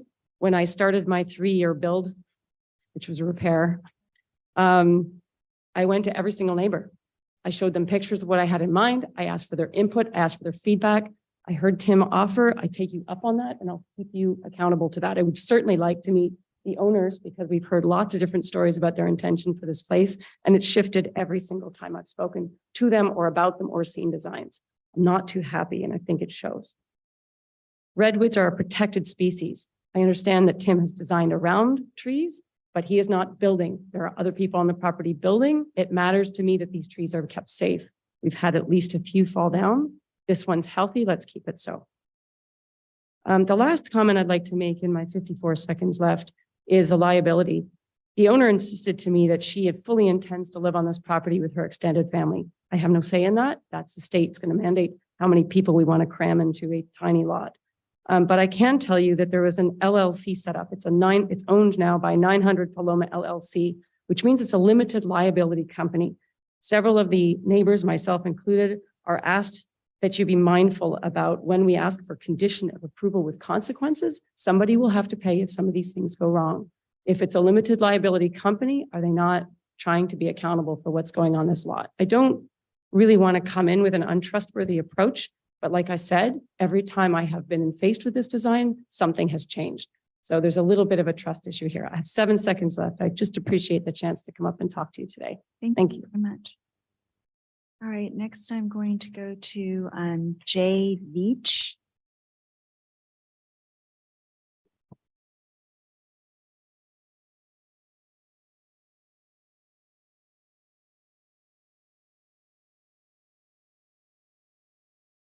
Hi.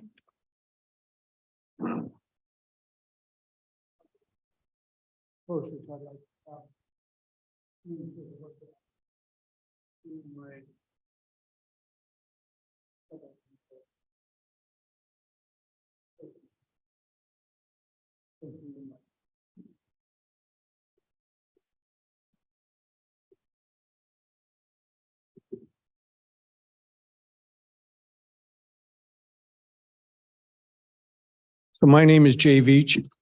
We are the property owners just to the north of this project, 904, 906 Paloma. We also were caretakers for 900 Paloma for 9 years. We're very familiar and intimate with this particular project. And I hope that some of the council members here have gone up and taken a look at this proposed site. My biggest concern is water. And I know that this is a review board for design, but it goes hand in hand with the public works on this particular project.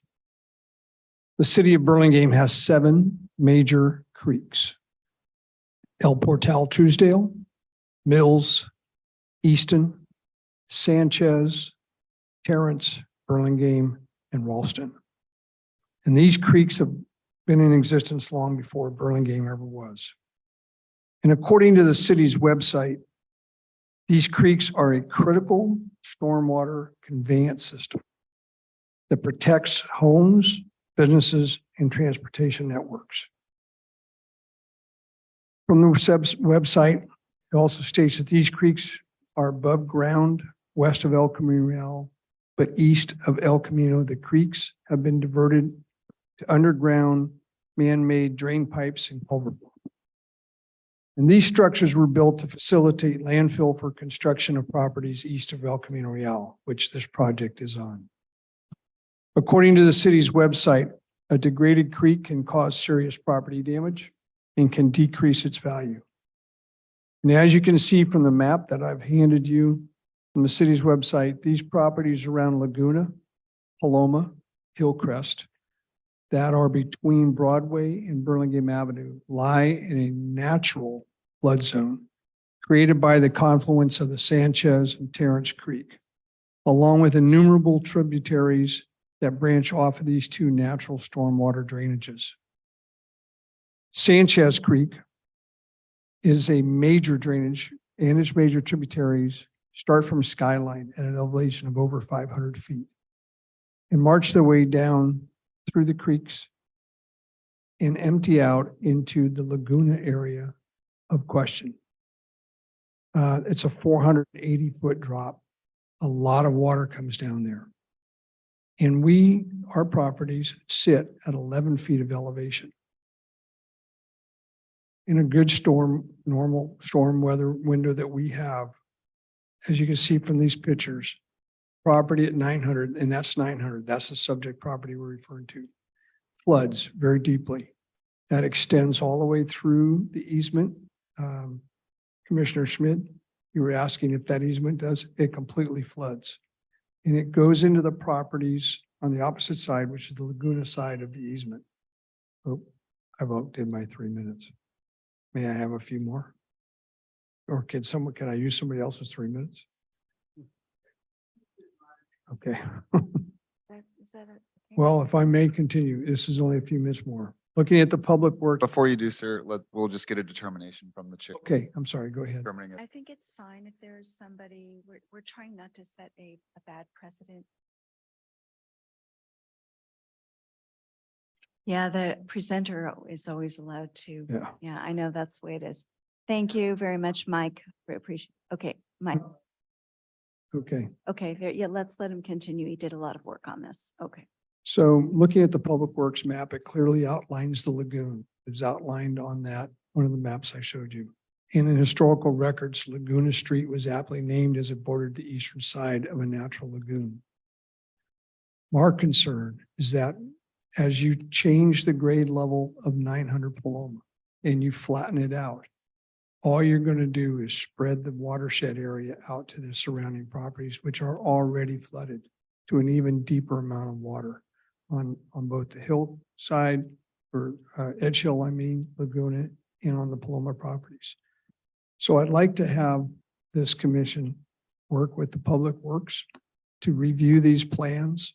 I think any change in the topography, which obviously would be done if they were to add 3 feet of dirt, 4 feet of dirt to make this thing level, would compromise all the rest of the properties around us, causing us soil erosion and high probability of damage to our foundations.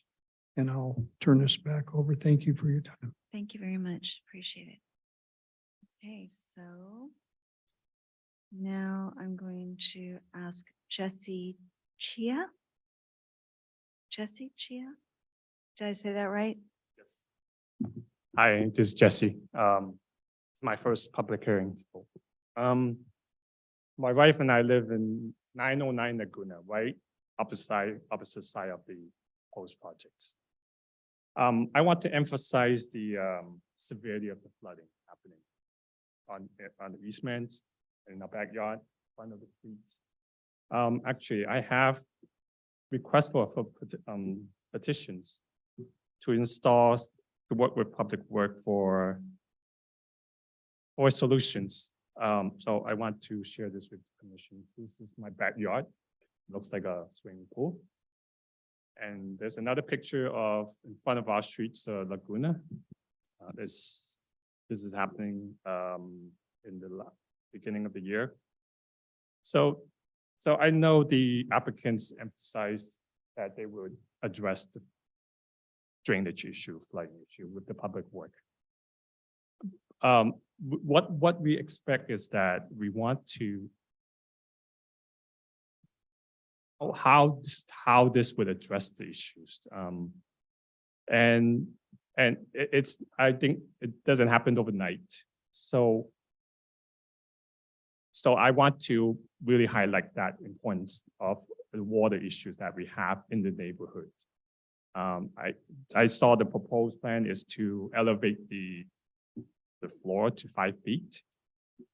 How's that going to affect the neighbors if that property or elevations 5 feet? And what happened to the people lower than that? So all the water would go spread out to the other neighbors and to the easement, to our backyard, to our neighbor's backyard. So really have that concern. And besides the water issues, I just cannot picture that lot could have 280 units, one new 2-story units, plus the existing units. So I know the proposed for 3 parking space. But if you can imagine how many people would live in that 4 properties, like 2 ADUs and 2 stories. So I cannot imagine the parking would be a nightmare on the streets. Privacy. So where we reside is right opposite side of the backyard. So they propose a 2-story, and that would overlook our backyard, our house, basically. And that's another concern for privacy.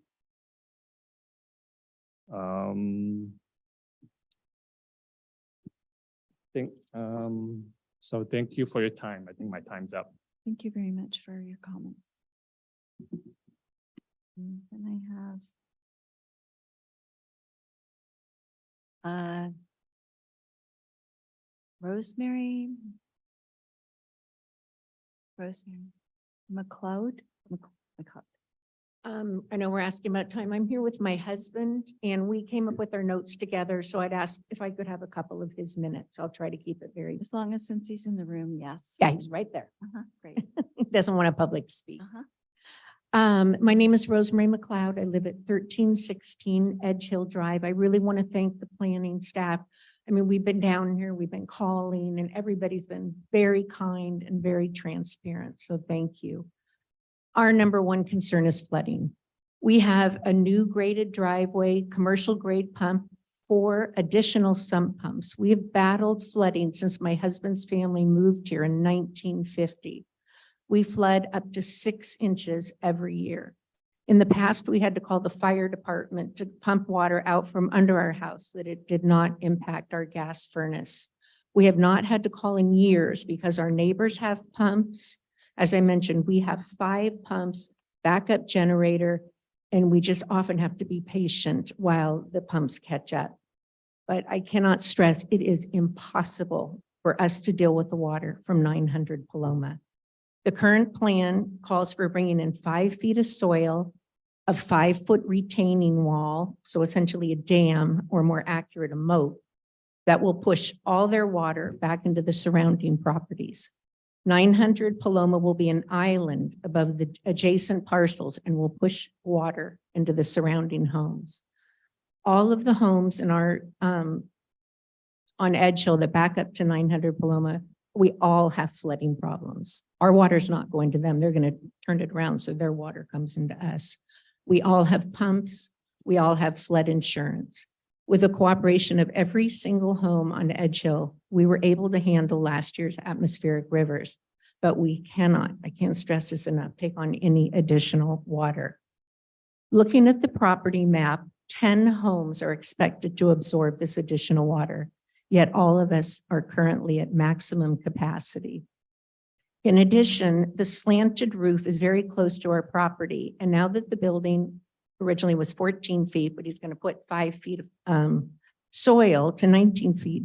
We need assurance the water will not flow off the roof into our backyard. So I want to know, what is the plan to deal with the displaced water? We need an engineering report. And I know that this is part of the Public Works Department, but I want to get this on record because it's very serious. Also want to talk about our backyard garden. We use it every day. Garden most days, have parties, community meetings. Our fence is 7 feet. Under the proposed plan, the 14-foot building will be built on 5 feet of additional soil. So the structure will be 19 feet, 12 feet above the top of our fence. So our 7-foot fence will have dirt up the first 5 feet. We will have what appears to be a floating structure in our backyard. So on our deck, we'll have this, huge house looking down on us. This will completely block our afternoon sun. And I get a couple of my husband's and possibly kill many of our beloved plants and trees. We request that a height and daylight plane study be included in the requested. We also would love an environmental impact report to determine how are these buildings going to block our sunlight. The plan does not include trees that border our property line. There's none. And the landscaping is not in proportion to the mass and bulk of the structures. Burlingame is known as a city of trees. The proposed plan should be required to follow the city motto. We also request that the permeable surface ratio be included in the environmental impact report, because this will also affect our flooding problems. Parking. So we've got 1 covered carport, 1 car garage in front, 1 in the back, so 3 cars. We can assume 6-bedroom house will have at least 3 cars, each back unit, 2 cars, front 2 cars, for a total of 9 cars. That would mean 6 cars parking on the street. And if you look at the plan, 2 of the parking spots are right in the middle of the driveway. So if somebody parks there, nobody in the back 3 units can get out. And I think that's a real serious safety concern in the event of an emergency like an earthquake or a flood. The front of the property is only 20.5 feet in width. And that also adds to serious safety concerns as 16 to 20 people could occupy the lot. They won't be able to get out if car is parked in the quote parking spaces.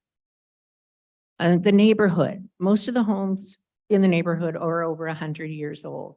As someone mentioned, they have Burlingame charm. A 6-bedroom rectangular box house does not adhere to the structure of the architecture of the neighborhood. All of the homes that have been recently built in our neighborhood have a lot of character and conform to neighborhood standards. Construction times already in the front unit with the one that they're working on, they were working before 9 o'clock on Saturday. So we're going to need to know who we contact when they continue breaking the rules. Thank you for your time. And for the record, these points should be a condition of approval with consequences. And last Tuesday, I called the planning department for the first time just to say, I better come down and look and see what this 2 structure is. None of us had any idea that there were going to be 5 structures. We had no knowledge. So immediately we contacted neighbors and kind of got together. It's like, wait a minute.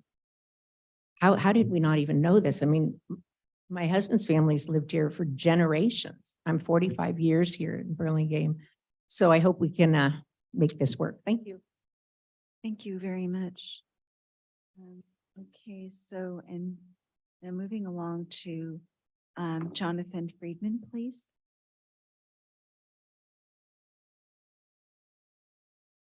Thank you very much. I'm Jonathan Friedman. Thank you all for, especially the staff, for being so welcoming and accommodating, explaining things to us. And I also want to thank the architect for his remarks. But I want to say what I wanted to say. If anyone doesn't know it, we are in a period of climate change. The weather is getting more extreme. We have wildfires, we have rising seas, and of course we have floods. So when we learned that this property is going to be, which is behind us, is going to be lifted up 5 feet above us, as I'm facing my back fence, it will be 5 feet up. Plus, all of us worried, like, is this going to be a dam? Is this going to be a dam that stops all the water coming down Edge Hill Drive which comes down our driveways and into our backyards, is going to be blocked by this wall. We also have some pumps, and we have a drainage tank at the back of our property, which goes right into the alley. I'm very concerned that this moat or wall or whatever you want to call it is going to cause harm and damage to all of us. I'm a writer. I have my studio in the back. I have privacy there, or have had privacy there. And I have a basement, which is full of my 30 years or 40 years of writing. I'm a Pulitzer Prize winning author and journalist. I'm very concerned that this new project is going to endanger all of those things. We're talking about the redwood. The redwood is right behind my house. It's in our property. The roots extend into the other property. Also, there's a beautiful palm tree there, which is inextricably connected to the roots of the redwood. My wife is also here, and if I could have a couple more minutes, with your permission. Okay, thank you.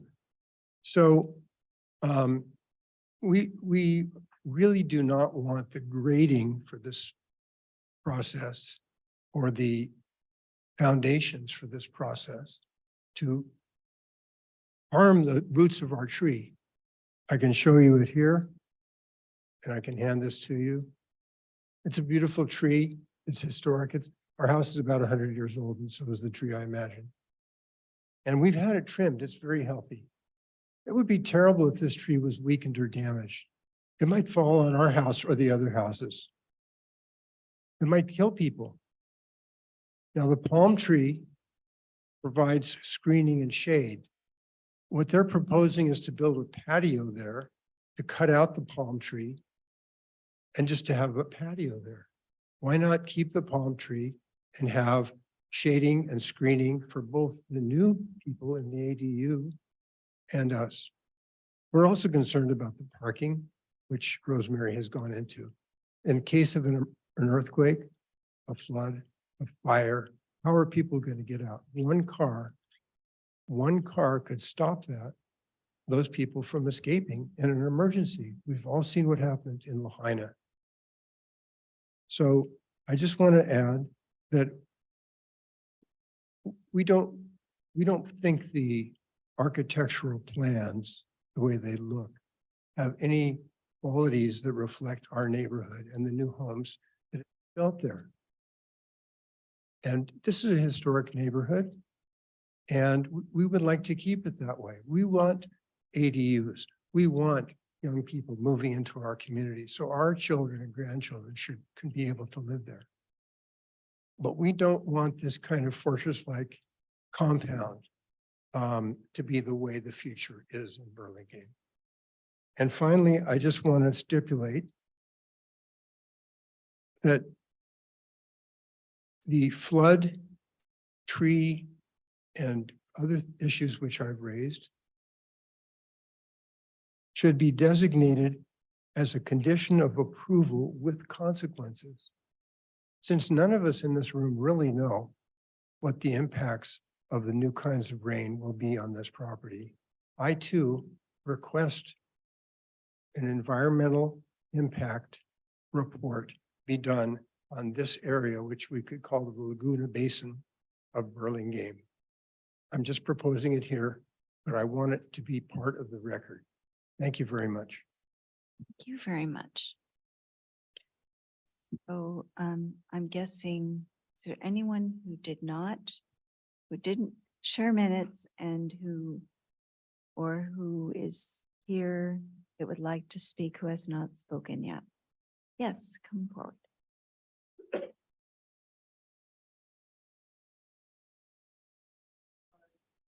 It's okay. My name is Linda Neske. I live at 913 Laguna Avenue. I'm diagonal from the property in question.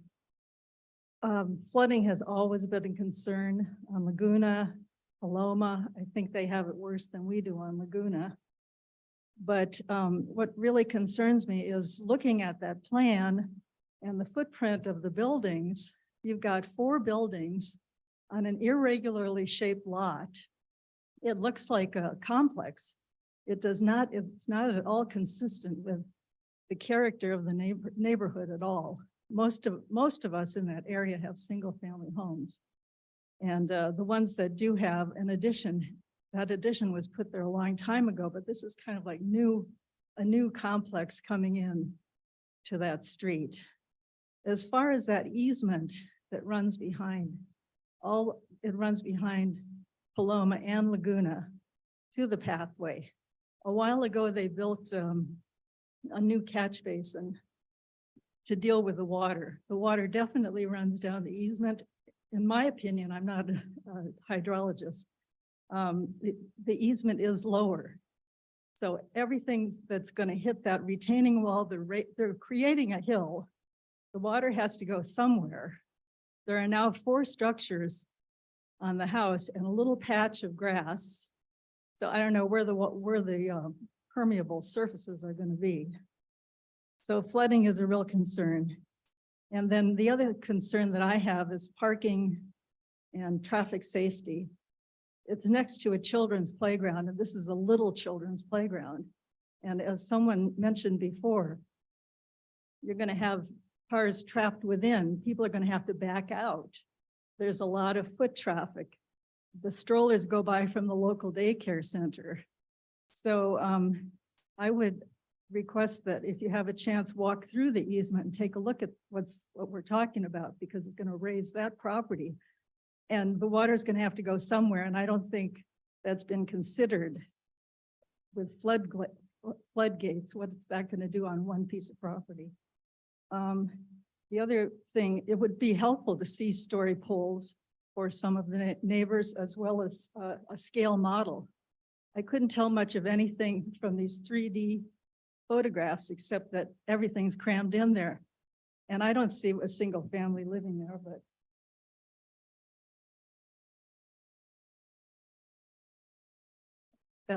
those are my comments. Thank you. Thank you very much. Yes, please. Go on.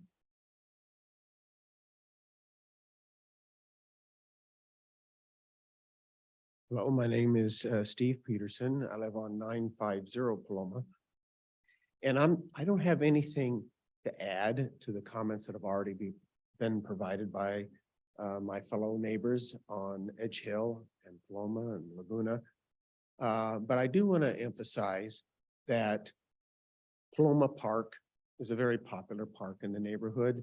There's a daycare center that uses that routinely. They walk by my house regularly. And so I just wanted to emphasize the concerns that you've already heard about the consequences that this development, and I call it a development because it's a 4-building idea to put on a R2 lot. I'm not going to talk about or question what's legal, because I'm going to rely on you, the Planning Commission, on making sure that they comply with R2 regulations. But my concerns are ingress, egress to the property, public access to the park. Sure, they're going to have access, but I don't know about parking, public parking. And of course, I can't emphasize what you've already heard about the flooding. That's very real. So I hope you take that into consideration when you review the plans from this development. Thank you. Thank you for your comments. So from this room.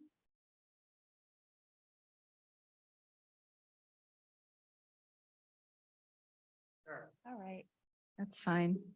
Yeah. I haven't been keeping track, so I trust you. Okay. Hi, I'm Isabel Rooney. I live at 1312 Edge Hill.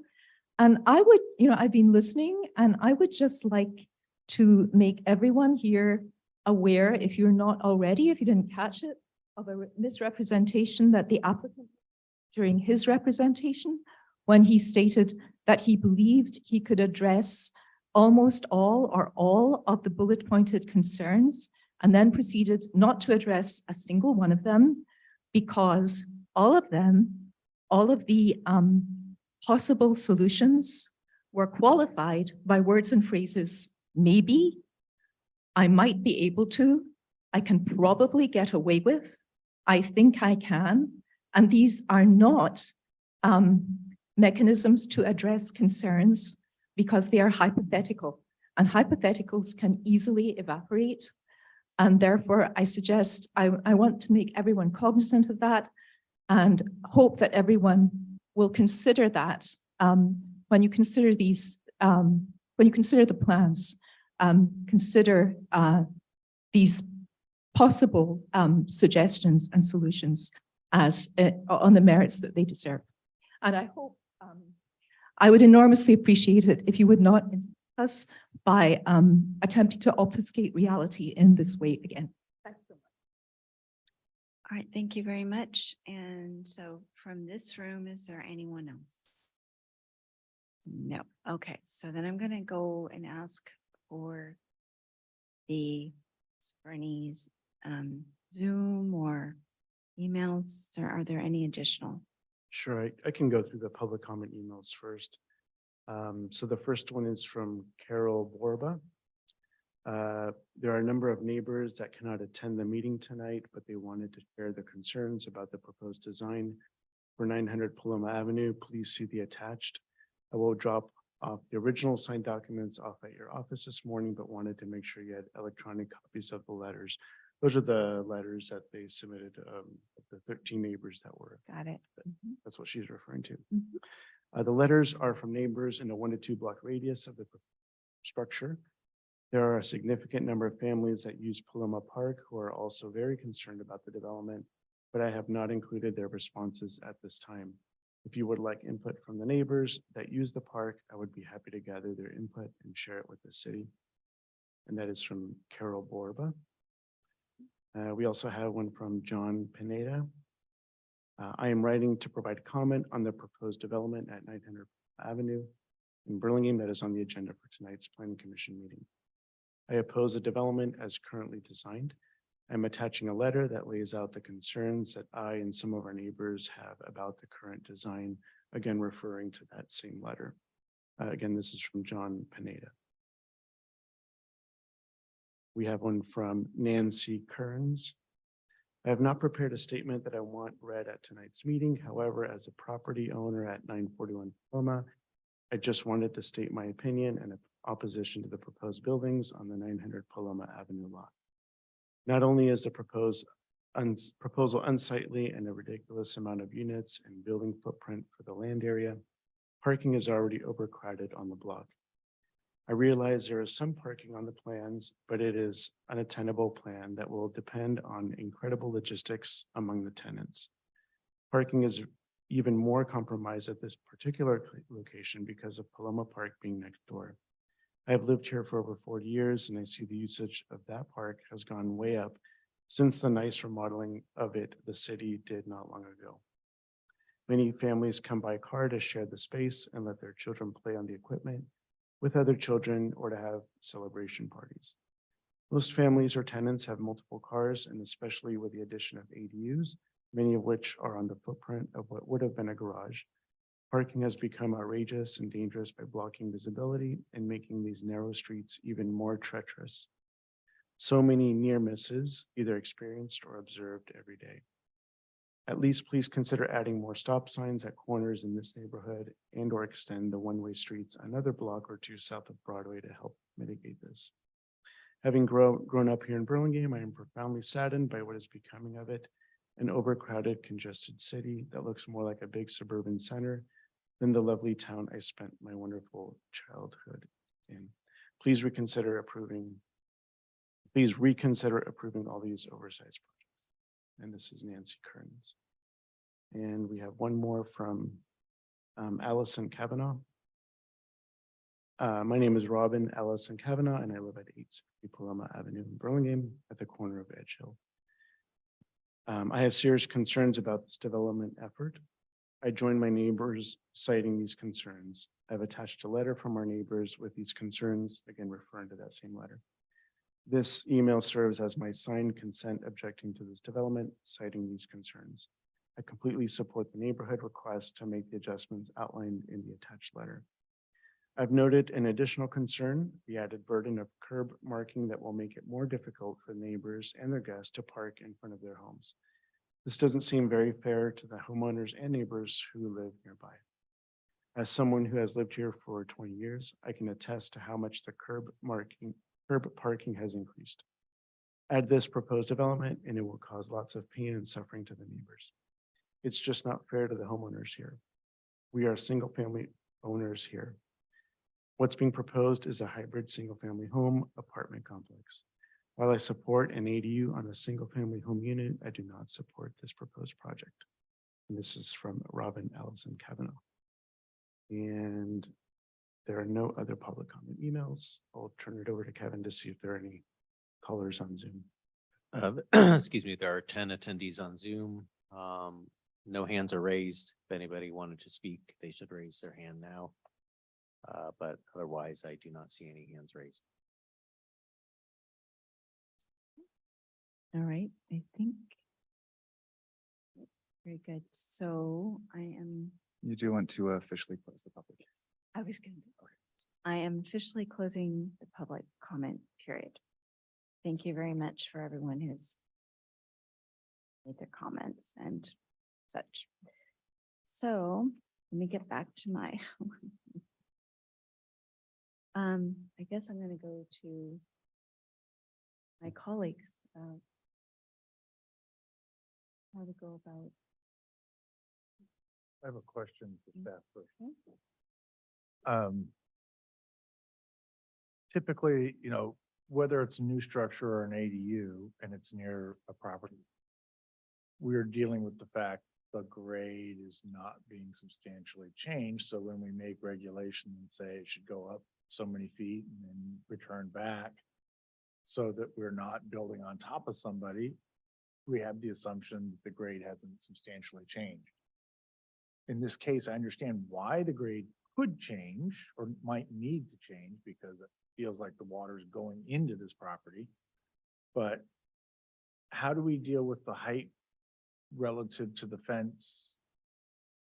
Because I did find your sections and I see now how that's potentially going to impact. And so how do we manage that when the height regulation was about from grade and the grade on the adjacent property that may or may not be changing? Sure. So that's in regard to one, the building height, so the overall height of the building. And number two, I believe you're referring to the declining height envelope. How is that addressed given that under the current proposal, they're proposing to raise the grade? So in terms of the building height is measured from average top of curb level. So that is not changing. So they are complying with the height requirement in this case. They're actually a couple feet under. So even though they're raising the building, the overall height is measured from average top of curb. And then that we know is not changing. That's a constant. I'm looking at the plans with regards to the daylight plane. It appears that the daylight plane is measured, the point of departure is measured based on existing grade spot elevations, not the new grade spot elevations. So that still is going to tend to keep the structure low. In this case, they have the benefit of having a 7-foot setback already to begin with, plus the second floor along the side there is set back another couple of feet. So they're well within the declining. Okay, so then in meeting the ADU regulations, how does height work relative to what we're, this situation here where we're changing grade? So we can't discuss ADUs, but I will say that the plate height dimensions, for example, are measured from finished floor. So that, because we have to allow ADUs ministerially, right? We measure that from finished floor, not from level or existing grade, correct? Okay, that's what I thought. So, got it. Just a sec, Tim, because that's another process. So do you have any questions or comments? Ashley? Yeah, I appreciate the neighbors' passion that everyone has expressed. It's a tough one because as you see, there's a lot of restrictions from what a commission is legally allowed to review. And so it's just the house, right? Not the ADU and not even necessarily the elevation and certainly not flooding. So, you know, I appreciate those concerns. It's just not the purview of this commission to, you know, have a vote one way or the other because of those issues. It's an R2 zoned area surrounded by R2 with the exception of the south side. So we see submissions all the time that are requesting special permits. This actually fully complies with the law as submitted. So it makes it, again, difficult for us to, we hear your concerns, but they don't violate the law. I do hope that the designer is able to work on the elevation. It is just an oddity to have a 5-foot fill. It'll look odd. And I'm not sure that the flooding will get worse. I actually think there are ways they can mitigate that, but just aesthetically and to the neighbors surrounding it, a 5-foot jump in the backyard is going to look strange. As Commissioner Schmidt alluded to, right now from the topo, it looks like this is a property that's actually getting flooded by everybody else, right? Because it's lower. The elevations suggest, we'll let the civil engineer decide, but the topo that's in here shows that it's 2 feet lower than the surrounding fences. So, and the photos of a lake suggest that there's a water problem, not only in this property, but in neighboring property. And that's the other challenge, right? All of the properties are in a flood zone. So it's not this property's fault that there's flooding in the neighborhood. I think, you know, the designer is going to look at the design. I think the aesthetics of the house can be modified to fit better in the neighborhood. So I think that's a good thing. I'd love to see it come back and see if they can come up with a creative elevation solution where you don't have to put 5 feet of fill in. Yeah, it's unfortunate. Some of the most serious sounding issues are things that are not things that we have the ability to review. The flooding for me sounds bad, but it's not something that we would be useful for us to discuss. Other than that, I'm for one, I'm thankful that they're keeping the house in front. I always like to see that. I do think it's a very it's a nice, unusual little design. And I'm happy that that also means that that is the vast majority of what the site is going to present to the street face. Okay, I'll go. I look at this and I definitely hear all the concerns, and like my other commissioners, a lot of these concerns are things that need to be worked out with building and public works to make this work better. As part of it, I hope that they can come up with solutions to bring the stormwater out to an appropriate location and not make the situation worse for the adjacent neighbors. But overall, this is a 12,000 square foot lot, which is double the size of most of the lots in the area. And therefore, having 2 homes on it is not really any denser than any of the other lots. It just happens to be a triangle. Their lot coverage is, even with the ADUs, is below what we would otherwise expect for a property like this. The ADUs are not oversized. They're smaller than a lot of the ones that we see. So I think overall, I don't have an issue with the density of this lot. I agree they don't have a whole lot of street front to deal with parking that other people have. And that's why I see a lot of paving on the interior so that they can try and make the parking work on their own property. So it's going to be a challenge to get the permeability and the parking and the storm water to work. And that's a big challenge that he's up for. I can sympathize with the floodplain because he's trying, they're trying to solve the issue for them too, because they're within the floodplain and have to follow the regulations. So I hope that that can all get settled out. The thing that we do have a bit more purview on is the design. I think that there's opportunities here still. I recognize it's an efficient design right now and is leveraging its two-storyness. I think that there's some opportunities for some stagger between the materials. I was going to interrupt earlier, but when she was talking about, I actually don't find the stucco part heavy. But I think that there's an opportunity for a design feature in maybe a 6-inch step back, which then allows the wood portion to evolve out of the base and give you a bit more style to it, than allowing your overhangs to be a little deeper and give a bit more style to it too. So I think if you put some push and pull into it and some depth, I think it could turn out to be actually a nice looking design, which although traditionally I only look so much from the front, but given the nature of this lot, there are a lot of people that are going to be looking at it from the back.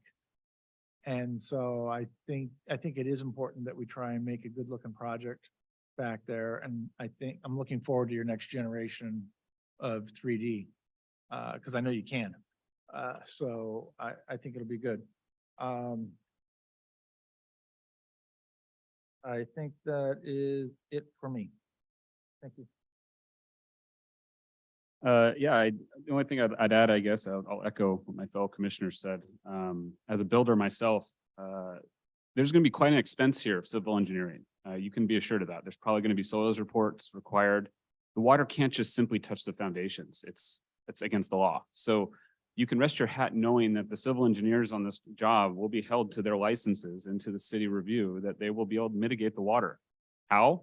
That's not my job, but they are, like I said, there will be significant expense here. If you're personally concerned about your own property, I would certainly look at the civil engineering and maybe retain your own to counter it, to see if for a second opinion. But you have that built into the city. The Public Works Department is very capable, and they will look at this with all of your concerns. But I would know that this isn't just going to fly through and somehow get approved through building without a very significant civil engineering review. And I know Tim's experience will show that. I think it's important on the applicant side to probably move forward with that civil engineer sooner than later, to present that to the neighborhood so they can see exactly how the water is going to be mitigated. And then they can take into their own hands how the engineers plan on getting the water away from this property. And it is illegal to shed it onto your property, so that can't be a solution. Obviously, this area floods, so that type of water is very challenging. But the property itself cannot shed onto your adjacent properties. And to echo Commissioner Schmidt, I think there are some opportunities here on the design. It's unfortunately too bad that we can't talk about more about the property, as many of you have concerns, but really that's what we're limited to, is the new 2-story behind the addition, the existing house. And so I think with a few details there, that can look like a very nice property. It is going to be dense. There are going to be parking issues, and we deal with that on every street of Burlingame that gets a new home and a new ADU, and that's the state mandate. So, but I do appreciate everybody's thoughtfulness on this, and certainly we look forward to it coming back. And I think you'll feel better, as Tim already promised to do an outreach, and I think you'll feel better when you start seeing some of the professionals take a look at this, because it's going to be challenging. I've built a lot of places, and this is going to be a challenging one. So thank you. Okay, that leaves me. Echo my colleagues here completely. I do think that the house in the center can be made better and with some detail, and also made to look like it kind of belongs. I do appreciate, Tim, however, that you are working with the front house, because it has charm to it. Definitely appreciate that. Could be worse. I guess my concern, it is with these elevation changes as far as potentially just rotting fences and things, and certainly not, it's not good for a tree, for trees, adjacent trees to have so much soil put up against them, changes in height. I mean, that's just not a good idea. So I'm asking you, when you're working on that, you need to have a arborist look at those for the sake of for any of the properties around there that have nice trees, and just because you're creating another problem potentially. So, and I also have I still have confusion about the fence height, but I hope you can build, if these folks here would like to have a high fence, that they get a high fence.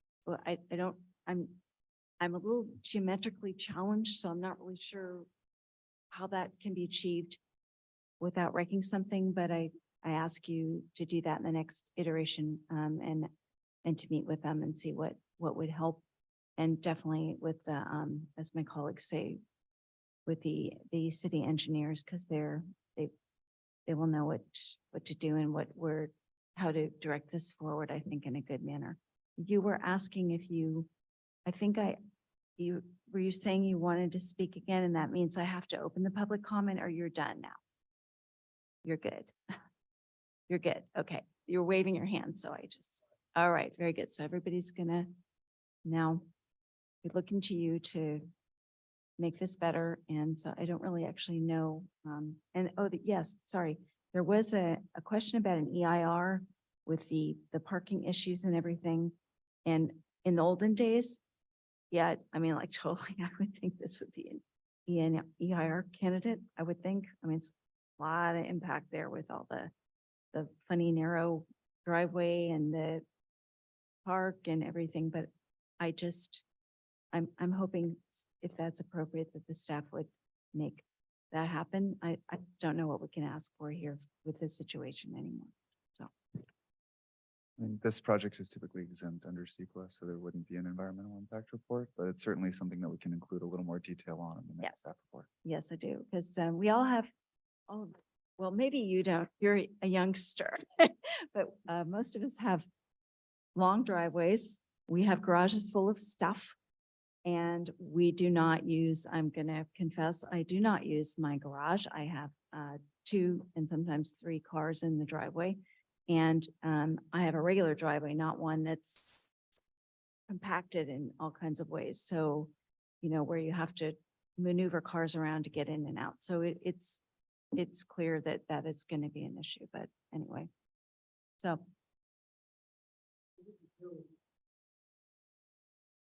Could you please? Yeah, could you? Yes, I apologize. This project would be exempt under CEQA. It's exempt from review under CEQA, so it would not require an EIR or other streamlining process. We can include more details on that in the staff report. So when it comes back, you can reference that and ask any questions. Great. So then I don't think it's ready for to be moved to a regular agenda item. I don't think, though I don't know. Well, yeah, we need a motion to, you have a couple options, bring it back on design review study, or bring it back on regular action or consent calendar, which I don't think that's necessarily an option. But yeah, so either back on design review study or regular action. Even if you bring it back for regular action, at that point, you can still continue it again, but it's up to the motion, maker of the motion. Okay, well, I'll make that motion. I'd like to motion that we continue this project and bring it back on design review once the applicant has had an opportunity to better address some of the significant issues that impact the public and be able to put the time in that's necessary for the outreach. And then we would have we would still have our 2 meetings, design review study and a final action item to be able to refine what he's been able to do and be able to still take public comment and not feel like we're being shotgunned into it. So I think that's the appropriate way. I'll second that.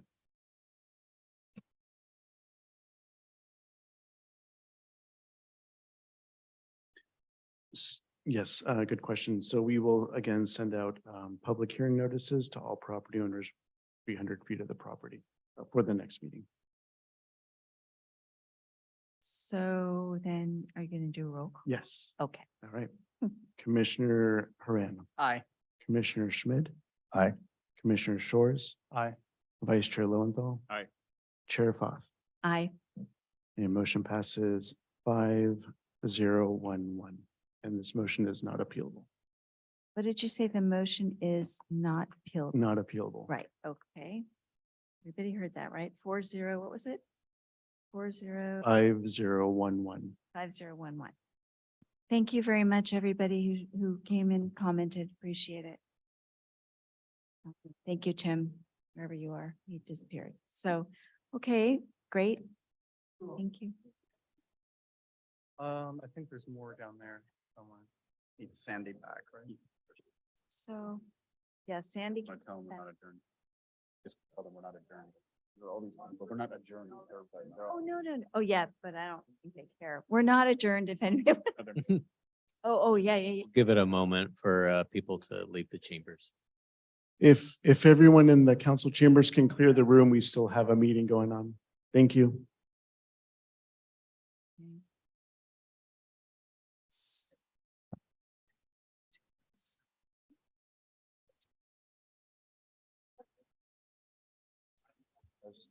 Okay, then I am going to Go for it. Yeah, just go on. Right again. Yeah, I'm gonna try again.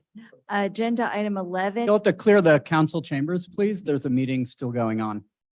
Thank you.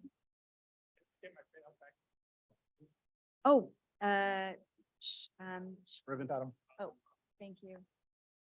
Thank you. Thank you. Agenda item 11, commissioners' reports. Are there any commissioners' reports? Guys, no? Okay. We're gonna blow through the rest.